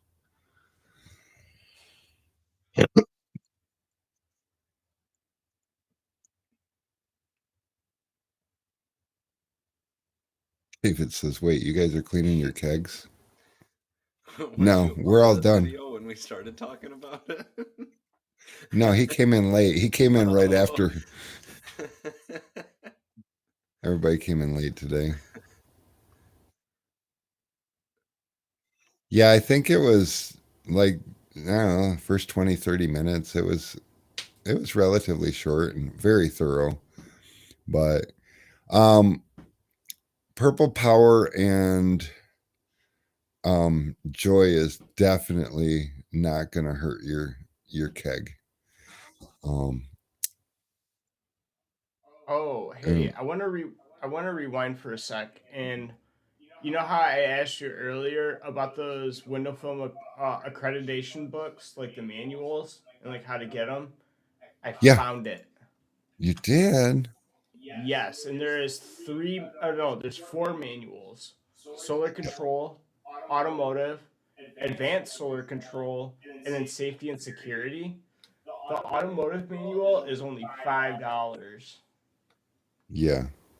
And what Ryan was saying, like the biggest issue is the misleading information from us unintentionally or you know, there's a lot of stuff that we really don't know, the scientific reasons of why things are the way they are. And I think it would be worth for, you know, someone to pick up this book for $5 just to learn how this all actually works. And then people know what they're actually talking about. Maybe. Have you read the automotive book yet? No, I've only read the flat glass. And only Alex echo here. I got there. Now Alex won't echo. Alex echoes because he talks loud and he's in the next room over from Ryan, and so you can hear Alex on both microphones. Yeah, so we mute Ryan and it fixes everything. Actually, we could unmute Ryan and Alex can just talk louder and we can hear Alex through Ryan's. Look, I'll censor it. It's okay. I'm gonna have to go anyways. See, we can still hear him.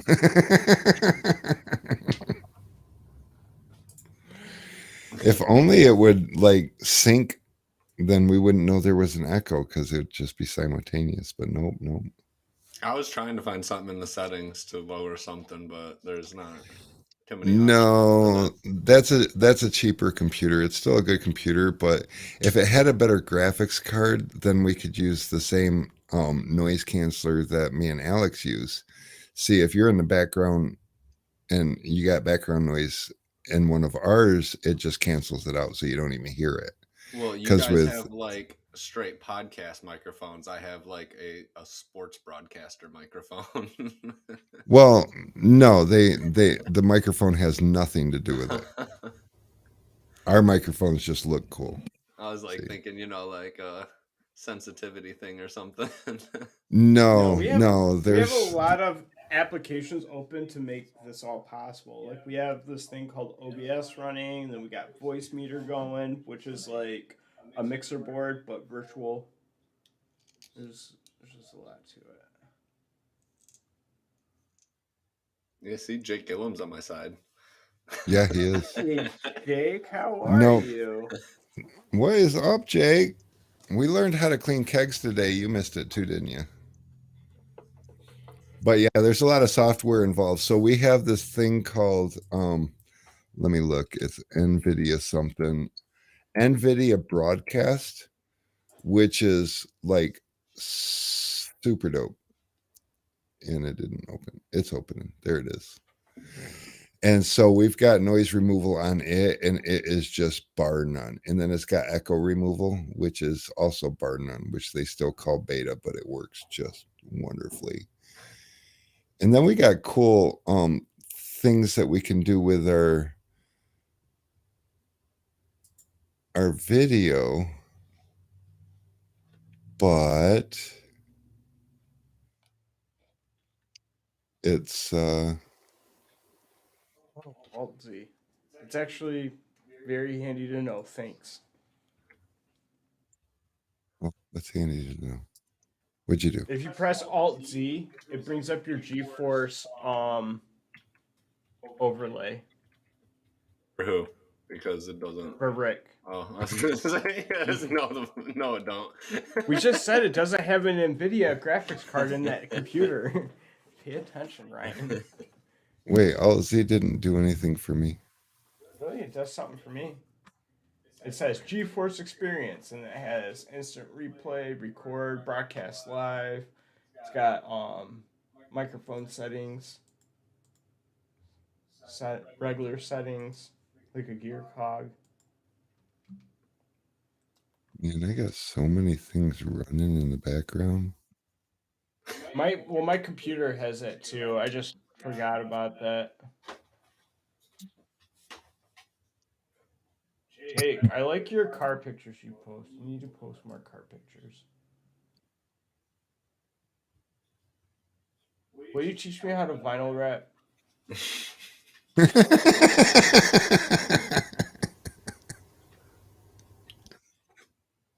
How's things going on your side of the world, Jake?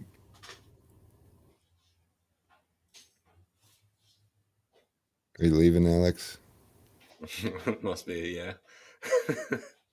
He ain't even gonna say bye. He's He just said, gonna "Are leave. you leaving, Alex?" And he was already gone.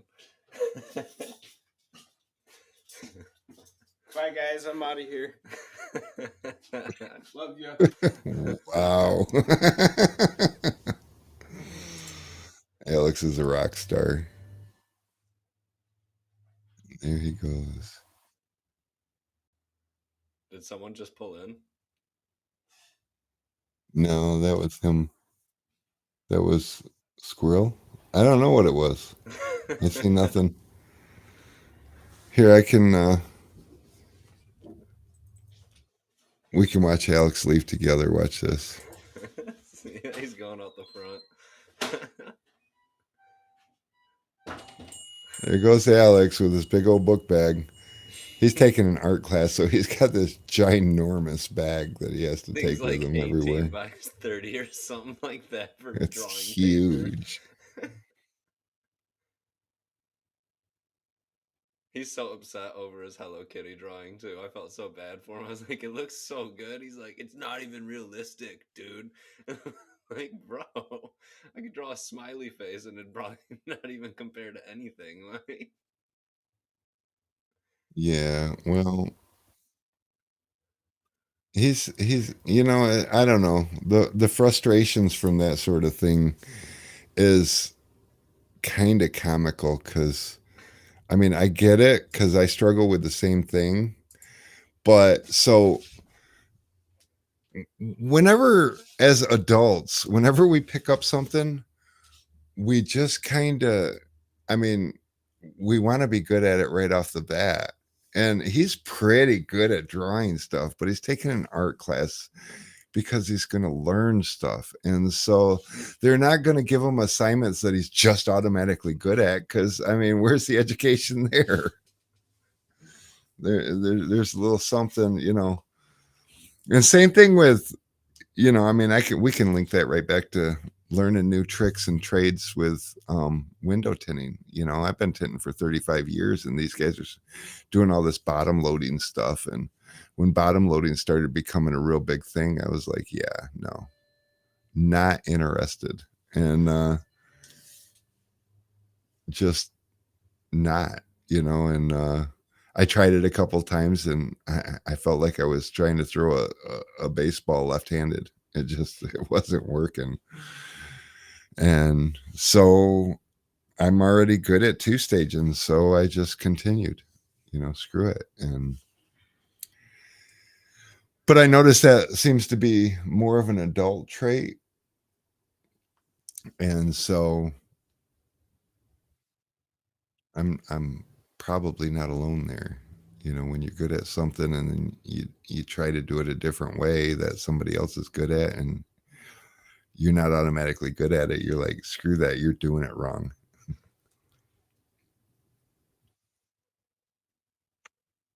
Yeah, Jake has got this thing that one day we'll have to, you know, if we could figure out a way to time it just right, we'll get his ass live on here with us and he can show you guys this amazing flip style technique that he uses. It is just freaking it's crazy.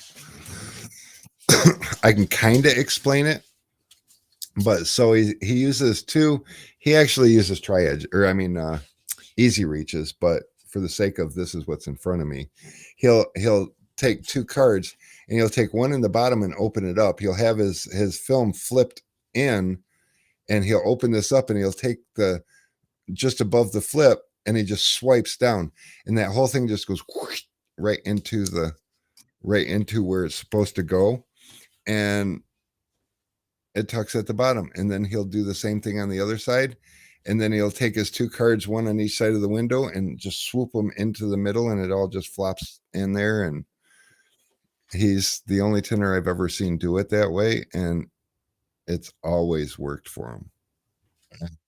It works well. No flip lines, no nothing, just straight go. He could be famous if you just make a video and post it. Or, you know, there's so many people out there that, you know, when I noticed that when people tend to tell you that you're doing it wrong or that that's not how you do it, it's because they can't do it the way you do it. So who knows? He might get a lot of criticism.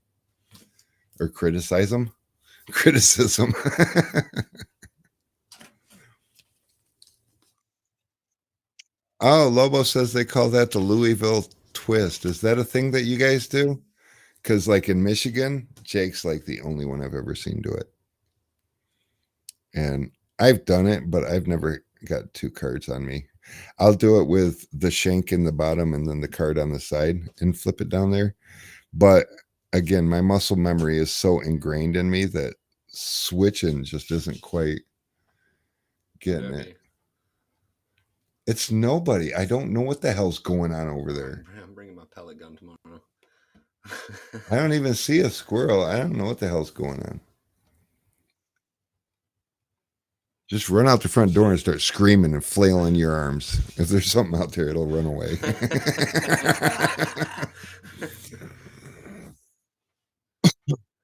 Oh, Lobo's just making stuff up. He says, I'm kidding, Rick. I can't even picture it. Well, you had me. Shit. All of a sudden, I was starting to think that Jake learned a secret from somebody and stole it and claimed it as his own. You know, there's a lot of that goes on in this industry, too. Sometimes people will order tools from China and pretend they invented them. For real. I know. It's a real thing. I'm laughing. And then you'll see posts when somebody sees the China version of it and be like, "Hey, yo, so and so, look, they're already copying you." And it's like, but that's where he buys it from. It's like a Roxor to a Jeep. Yes. Hey, at least they're not bashful about it. They're like, "Yeah, you guys let the CJ5 fucking patent lapse. We stole it fair and square." We are fine. Yep. So yeah, if any of you guys are interested, which you may or may not be, but I'm buying a Mahindra Roxor rolling chassis. Now, if you look it up, it looks like a little miniature version of a Jeep CJ5 or a Willys. Actually, it was the Willys that lapsed. It's a copy of the Willys. But the one I'm buying already has 1-ton axles and coilovers and full hydro steering, and it's a monster. It's a beast. And I bought an LS motor for it and trans, and I have an extra transfer case. So it's just a matter of paying for the damn thing, which you guys need to order more stuff so I can pay for it. Yeah. Because on my budget, it's going to take years to get this thing rolling under its own power. I mean, it already rolls. It's sitting on flat tires right now, but or maybe if I stop working on this Jeep so much, maybe I could, I don't know, put that money towards the other one. That was supposed to be the plan, but then this one's fun, and then I see something else out at the park that's better than mine, and I'm like, I want that. Because isn't that what we do? I'm not doing it. I'm already too invested. I know, that's how I feel about my shit box. Dude, rolling around last night on those hills and everything after I got those parts changed, it runs so smooth. It's like, oh my God. And I really pushed the envelope on the fuel level though, because I'm scared I'm going to run it out of gas. But I don't know where, if empty is really empty. So mine doesn't work at all. So you're already 2 steps ahead of me. Mine, I just fill in until it overflows and I think something's wrong. Well, I only have a 15-gallon tank and a V8 like that is really thirsty.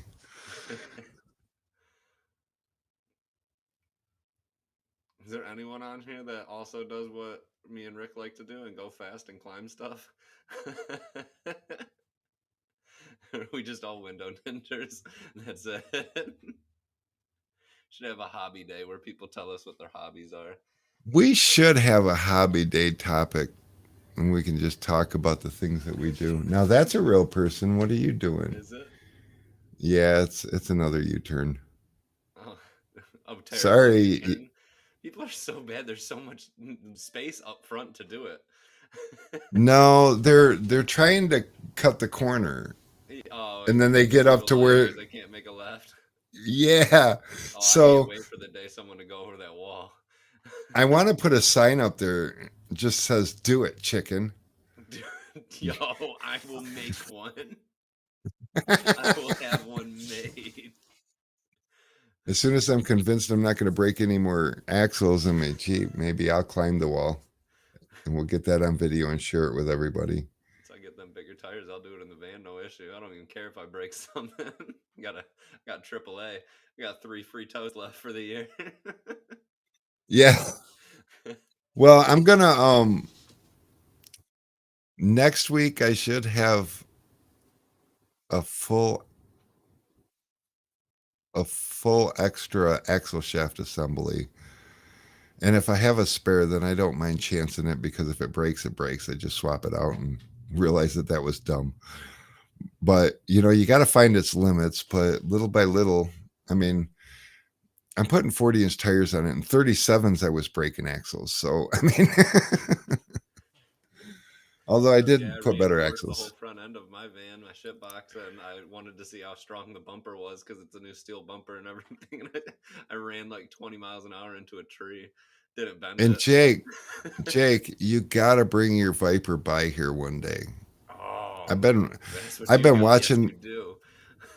I've been watching him post pictures of his build and things, and he just got it back, and this thing is fucking amazing. Please Oh bring God, it by. it's incredible. Except for I want to see it in person.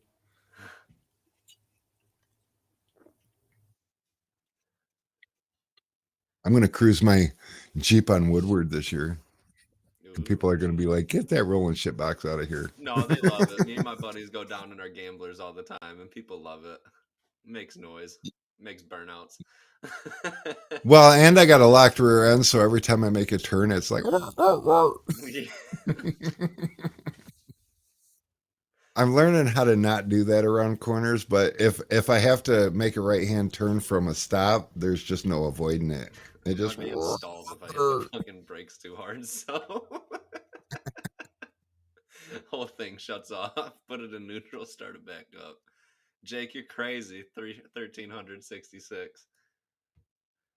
That's freaking It's a insane. V10 in those, isn't it? In a Viper. Yeah, I'm pretty sure. It's close. I know Although it's that, close to the same build, almost like an R8, but yeah, it's I'm a just higher end R8. curious. I'm just curious. Are you still running the V10, or did you swap it?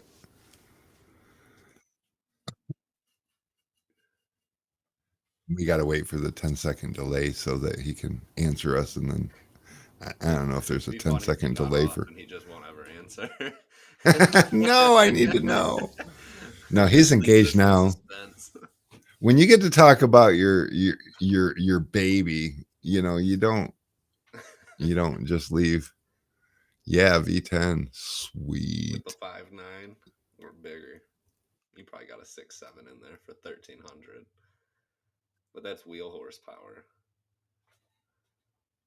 But that's still, I guess, quite a bit. That's huge.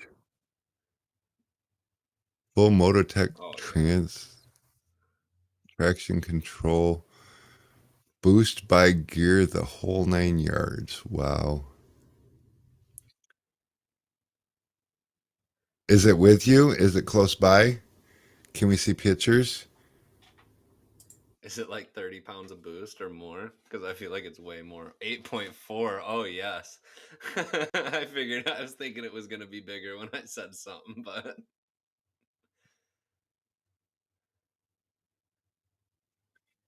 Oh, well, shit. Hold on a minute, Jake. I'm going to find your number real quick. I'm going to send you a link.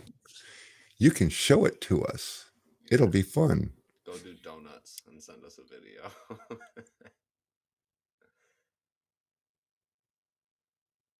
He said, "Can I go live with you guys?" Absolutely.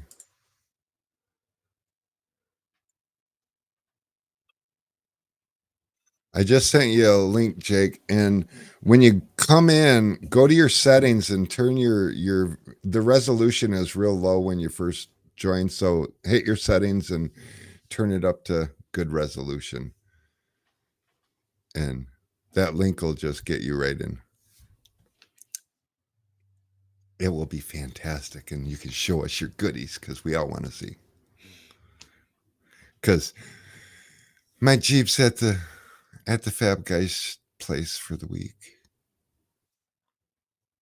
What's your quarter mile time on? He'll be with us in a minute. He's going to click the link. He's going to come in. Asking Jake because it's probably 10 times what mine or Rick's would be. Here he comes. There he is. All right. What are you guys doing? What's up? Here, I'll get my tech stuff out. Oh, he's got tech stuff. My little gimbal. Oh yeah. It's easier than trying to hold the phone. Yeah, for sure. Um, can you flip the screen or no? Yeah. So we'll go boom like that.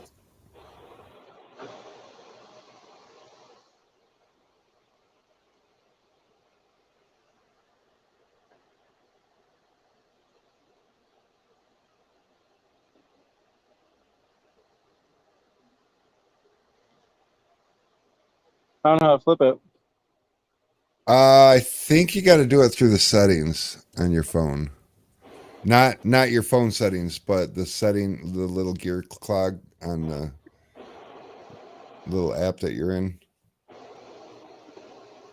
It's its own I kind can of go dumb. through all my cameras. That's cool. Yeah, How's that? Oh, it's still front. same camera.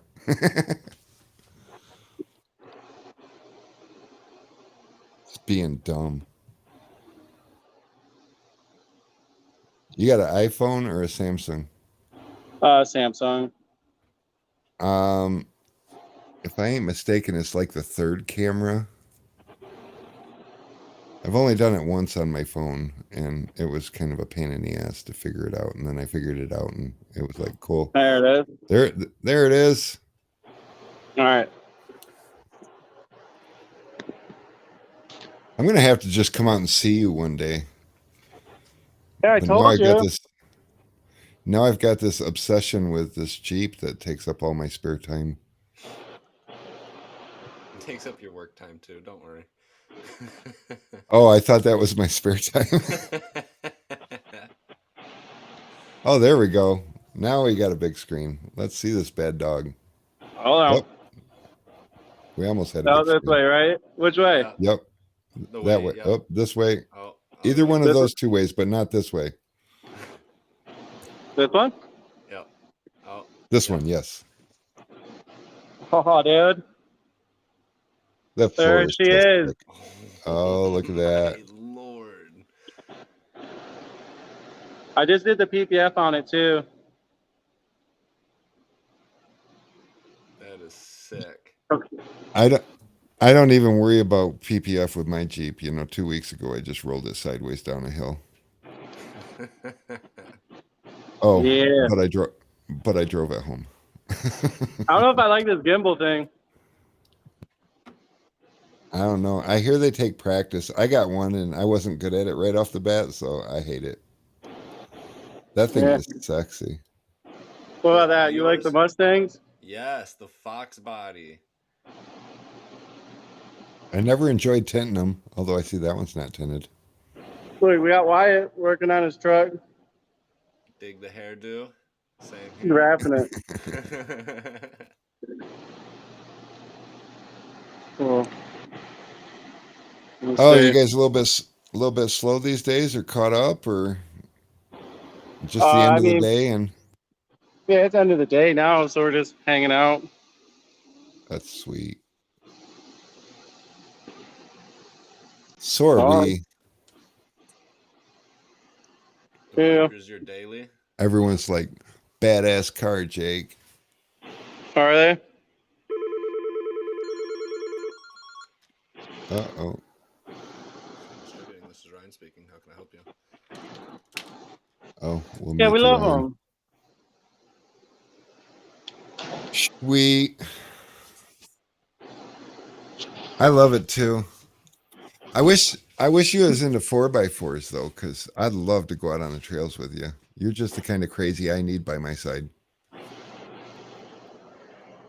Well, we have a Jeep, but I don't know which way to hold this. I'm not good on this phone live stuff.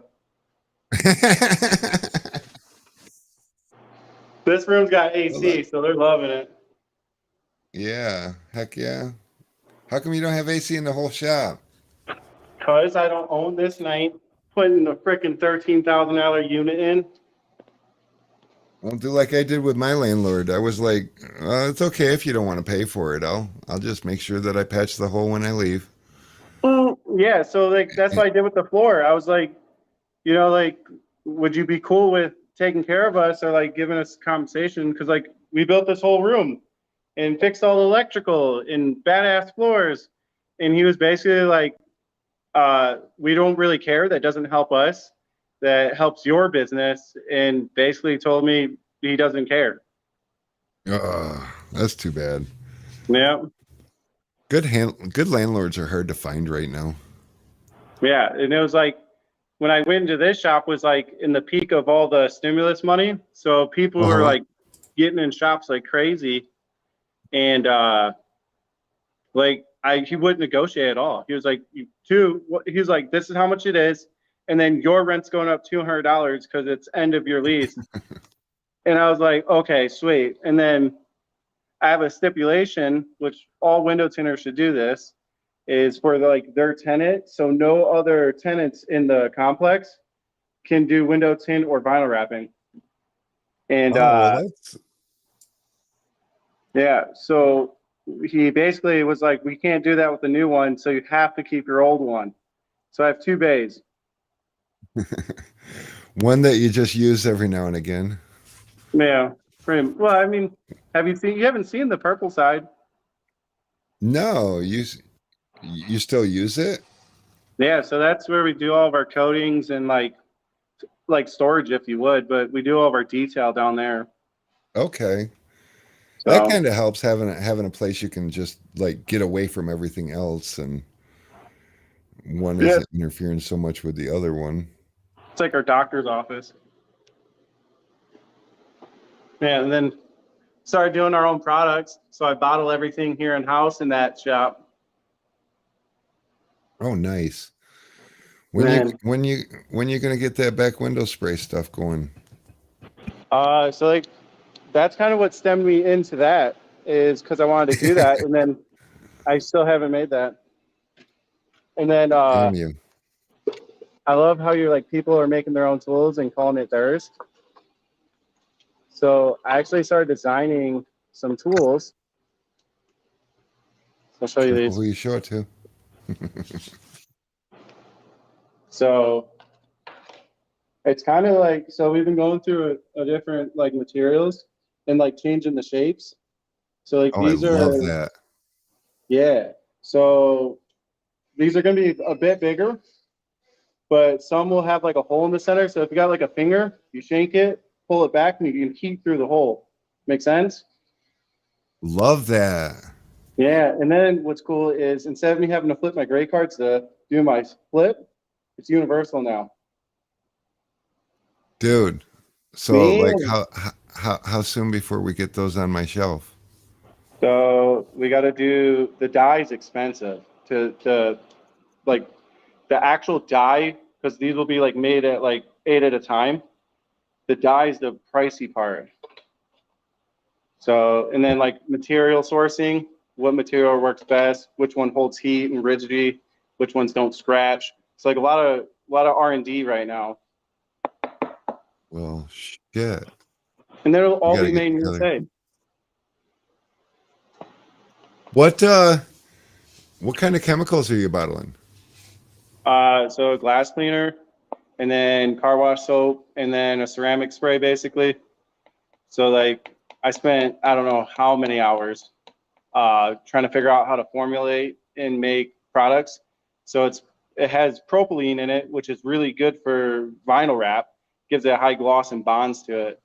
And then it's got 4.5% silica dioxide, then 4.5 graphene, which is basically oil. But really fun stuff. I always knew you was a nerd. Yeah, I get bored, You always try to put on that bad boy image, but yeah, you're a nerd at heart. I am. The hardest so we thing definitely, is like, we definitely got to get together, because I'm pretty sure I got enough shelf space for you. Yeah. And I'm pretty sure some of these guys out here are probably like, yeah, I want to try that. Yeah, new tools are the best. My issue is I always want to find something or make something, and I can never get somebody to do it or like have that, right? So then it just Uh-huh. turns into like, F it, I'll do it myself, and then this is where we're at, you know? So you're just over here just doing it behind the scenes, not even. You know, it's a lot quicker to order shit from China though and put your name on it. Yeah, dude, but go buy China gray cards and then buy the ones from, you know what I'm I saying? know. You'll figure out really quick. Yeah, I know. If only there was a way to. Well, and there's a lot of distributors nowadays that are just, they're like, and I get it because sometimes sourcing is difficult and everything, and the profit margins just aren't there. But you can buy China products for pennies on the dollar and sell them for a huge gain. And just, I don't know. I mean, nobody's hating on these distributors for doing that. But I'm not interested. I'm not doing it. You know, Yeah. I've I I've mean, I've sampled a few China products, and I'm like, yeah, it's just not the right quality. It's not. yeah, the bulldozers, they like to snap and then gouge the back glass in one sweep. And after that, no more Chinese Amazon bulldozers. No, no. And God, I mean, because keep in mind, these guys are knocking off American-made products like via pictures. So the material is the ingredient that makes it good, not the shape Yeah. necessarily. I mean, the shape's something, but and the Chinese, they can make a lot of these things look like they're really the real deal until you order them. And sometimes they're tiny and it's like, what the hell is this? Other times it's just like, what is this material? This is just straight up plastic. Yeah. Yeah. So like Uh, that's what these are. These are all different types. So like nylons, I don't want to go too in depth because I spent a lot of time figuring this out. But like that's what a lot of these are. So like trying to find a balance, but like who is it? Pro Tools now, how they have like the cherry, the lime, like mhm. that's a good thing because you know the firmness between personal preference or which window or you know what you're doing. So Yeah, huge. You know, one thing about window tinners is we want one card or one squeegee or one tool that does everything. And I hear all the time people be like, why do you have so many tools?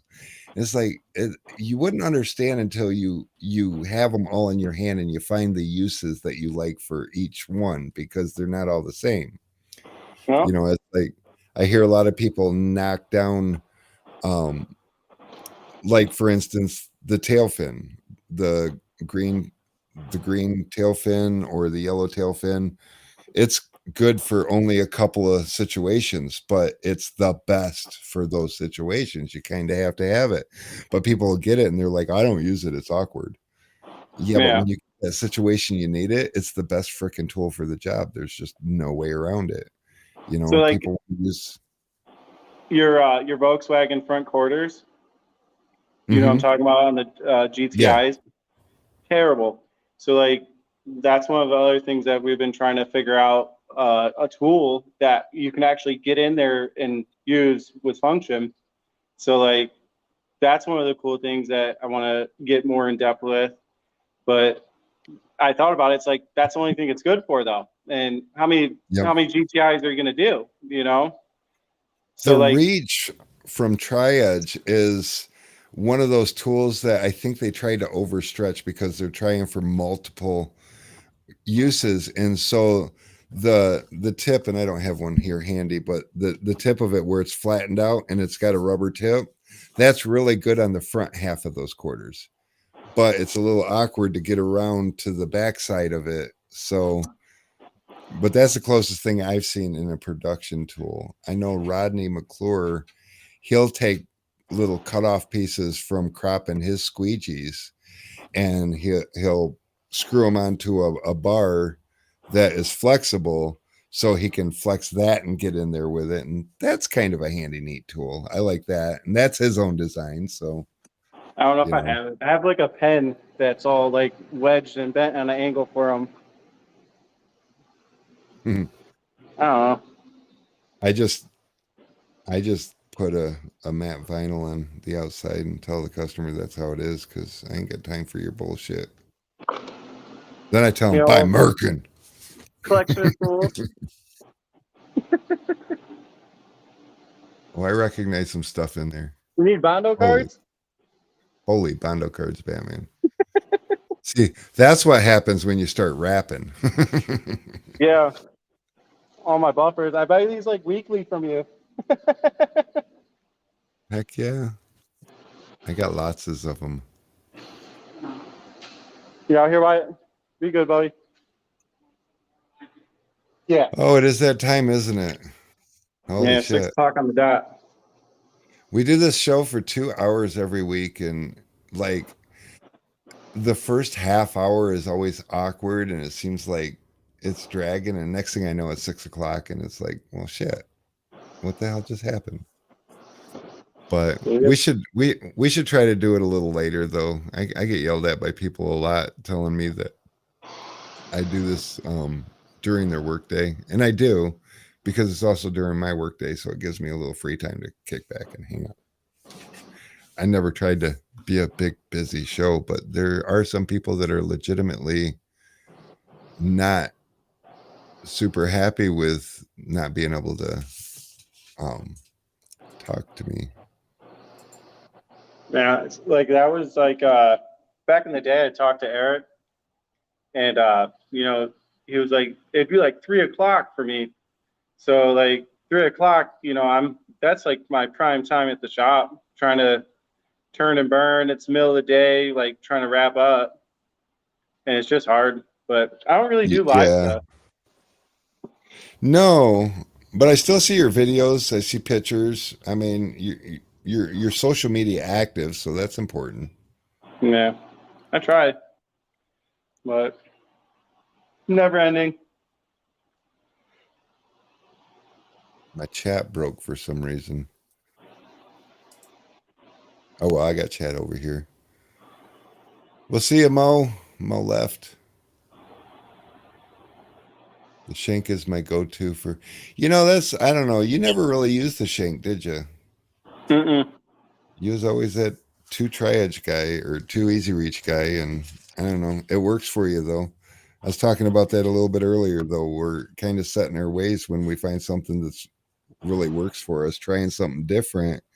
If it doesn't like immediately work better, then we don't want it. We already got something that works better. Yeah.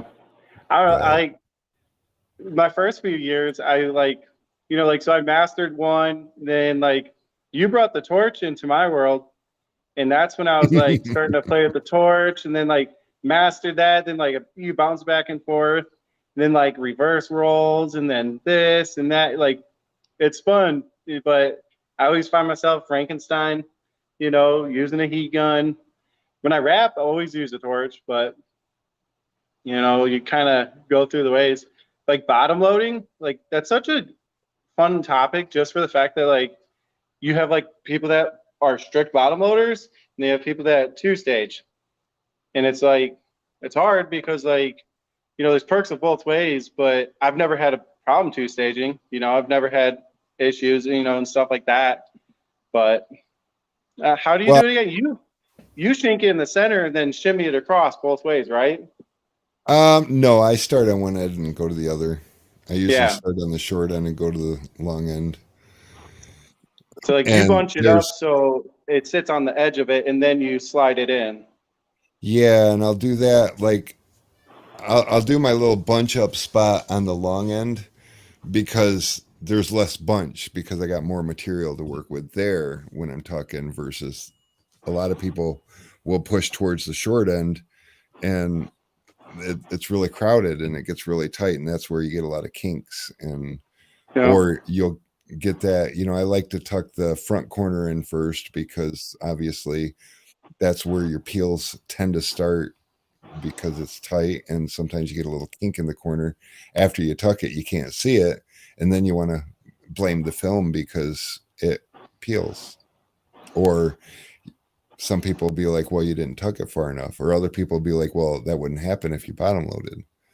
But the reality is they're both viable options. It's just which one do you do and which one writes your paycheck, you know? Yeah. And for me, I'm a two-stager, and I learned to get around flip lines. I don't have flip lines, and I learned to get around folding corners. I don't have problems with peeling windows.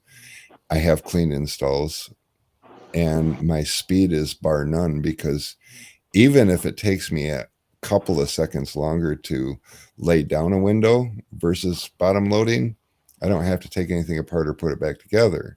So in my world, bottom loading's the way to go.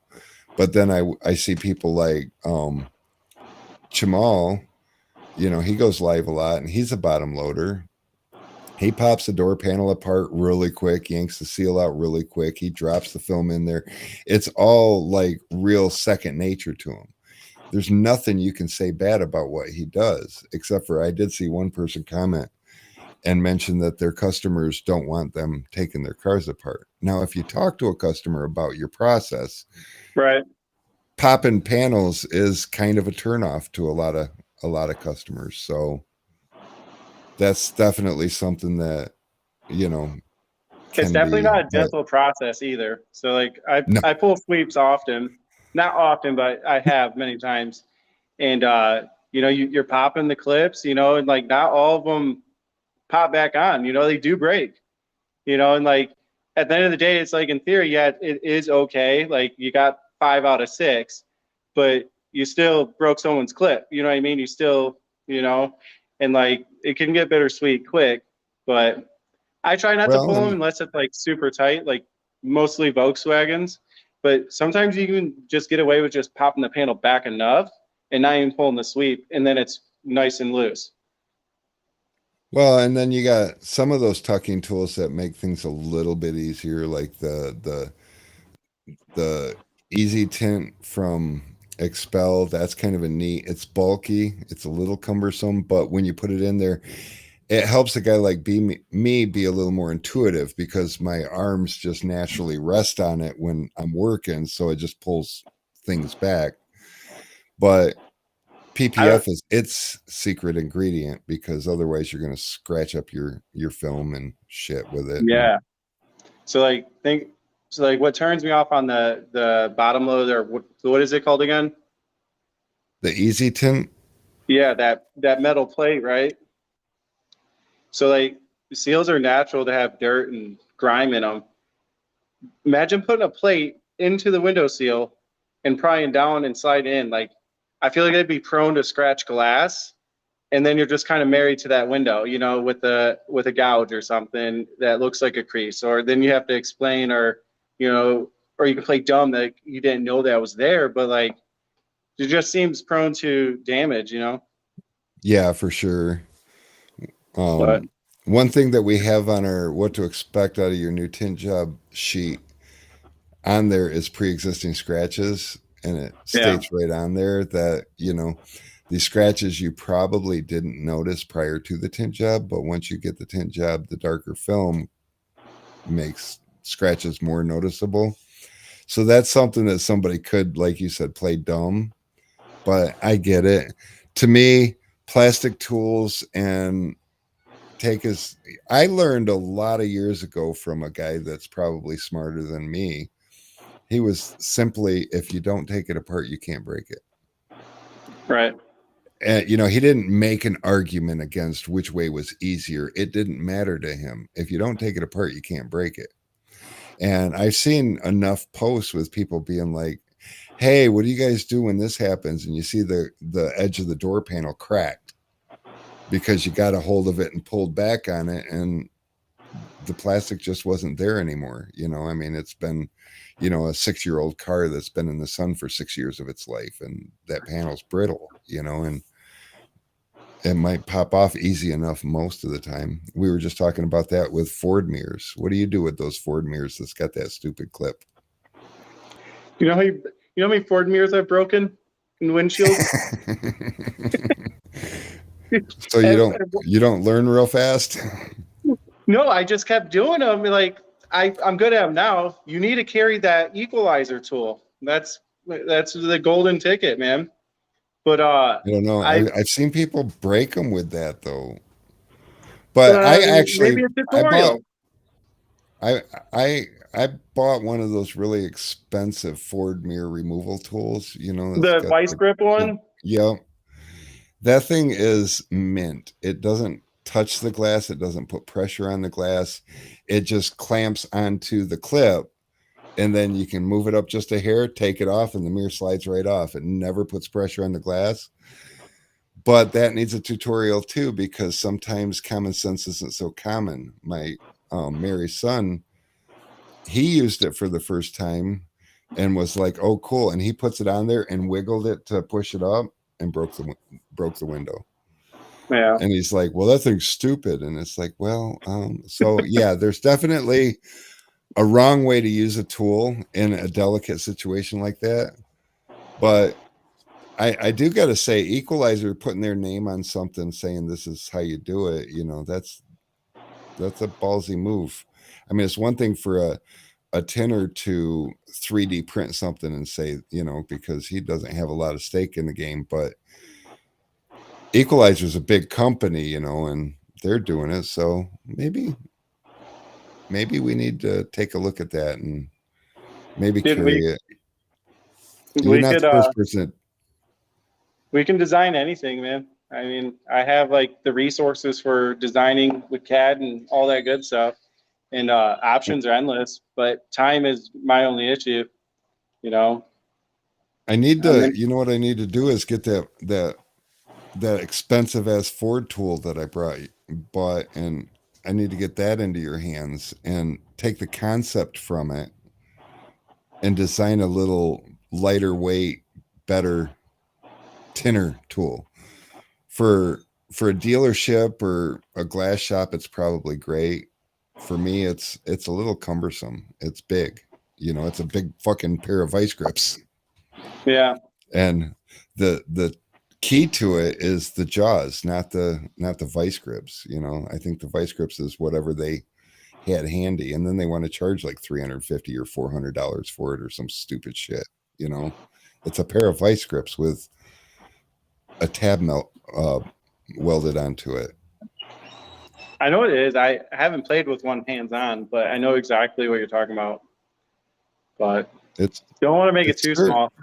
Window tinners love to leave things behind. So we need to make it bright also, like a Yeah, fluorescent color. yeah, exactly.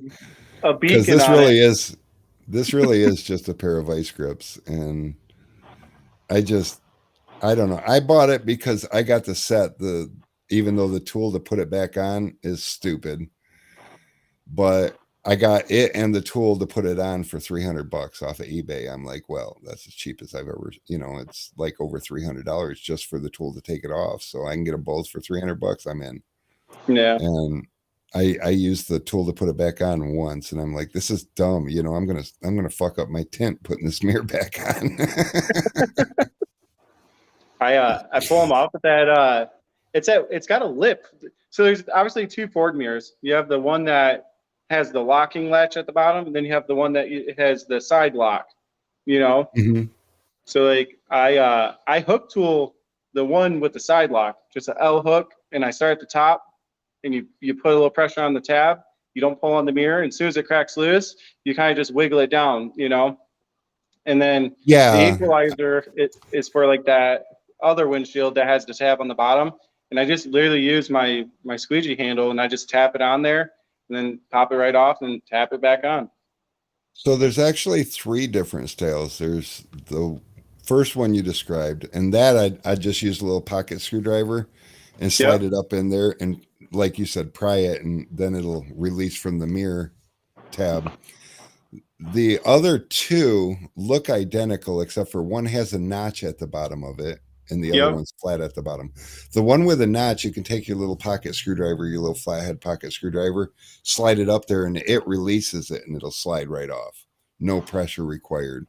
And then there's the one that breaks all the windows that you need a special tool for, otherwise, you know. But a glass guy a lot of years ago, he showed me, he's like, you take a 1/4 inch extension, like a 3-inch 1/4 inch extension, and a regular hammer, not a mallet, because you don't want that kind of force on it. You want a regular steel hammer.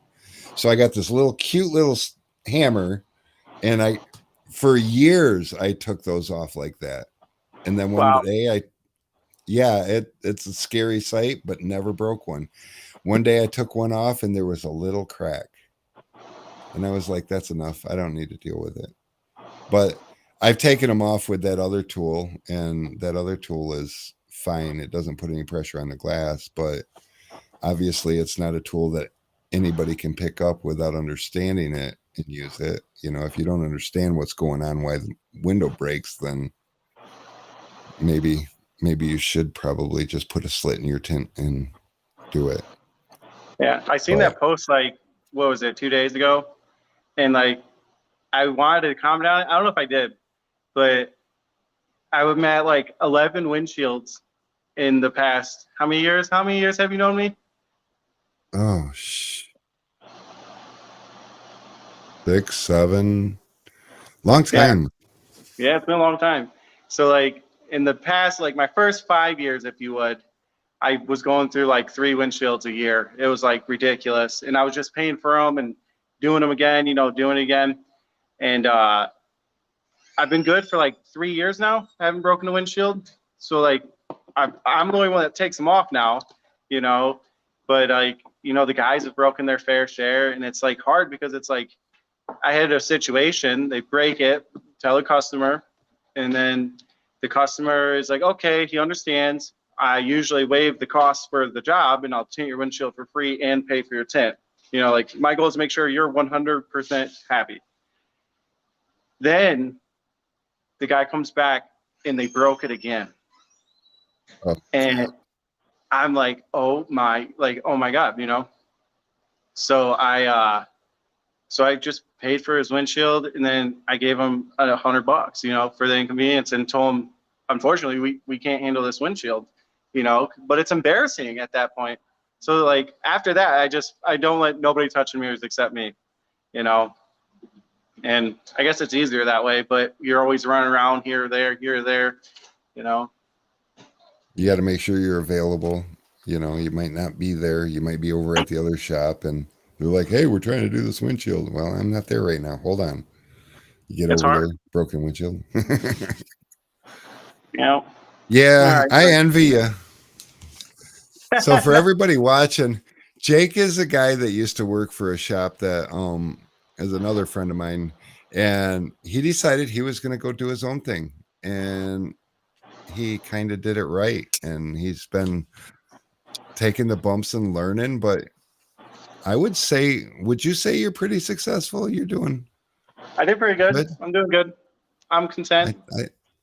I thought you was doing pretty good. It looks like you do remodels when you want to, and you let your landlord push you around and you just pay for it. So, you kind of got to be doing something right if you can do that. A lot of guys would be like, well, then I can't do it. We work hard. I'll tell you that. Lots of hours. My motto, I don't know why, but I put it, you can't overwork me, and it's more of my pride, I think, but I work hard. As you'll outgrow that for sure. Man. I used to be the same 30. Way. In fact, almost 30. Yeah. When we took on Tint Squad, I was still just young enough. I was like, let's do this, and we were tinting 6,000 cars a year and just loving life, biggest fucking auto tint company in Michigan. And then it just got exhausting. At some point I was like, when is enough? And we shrank the tint shop down. It's just enough for Mary, Brittany, and Charles over there. Alex works there on Saturdays, and that's enough. Just whatever they can do. And we do this over here. This is way more fun. It's not as profitable, but it's way more fun. And it's a whole different dynamic, and my body doesn't hurt at the end of the day because I got this. I don't know if you saw it. I got this really nice chair that I sit in. I still don't have an office. Now, I was in here for a year without an office, but I mean, the room was here. It was just a closet, but now it's an office, and it does pretty good. And I'm happy with it. But I don't know. One of these days, I'm just going to take a day and come out and hang out with you. Maybe we'll tint some shit together. It'll be fun. It'd be appreciated. Yeah. Get ready. Not because not because I want to help you do more production, but just, you know, one thing I've noticed is it's fun to go hang out with somebody and tint with them and bullshit, and Yeah. not because you got shit to get done, but just because you want to. Yeah. But like I said, you'll outgrow your "you can't overwork me" thing, and you'll start letting everybody else do the work, and you'll do it when you want to, because you We're getting kind of there. miss it. Sometimes I'll go over to the tint shop and, you know, I'll just kind of jump in and tint with Charles because I can.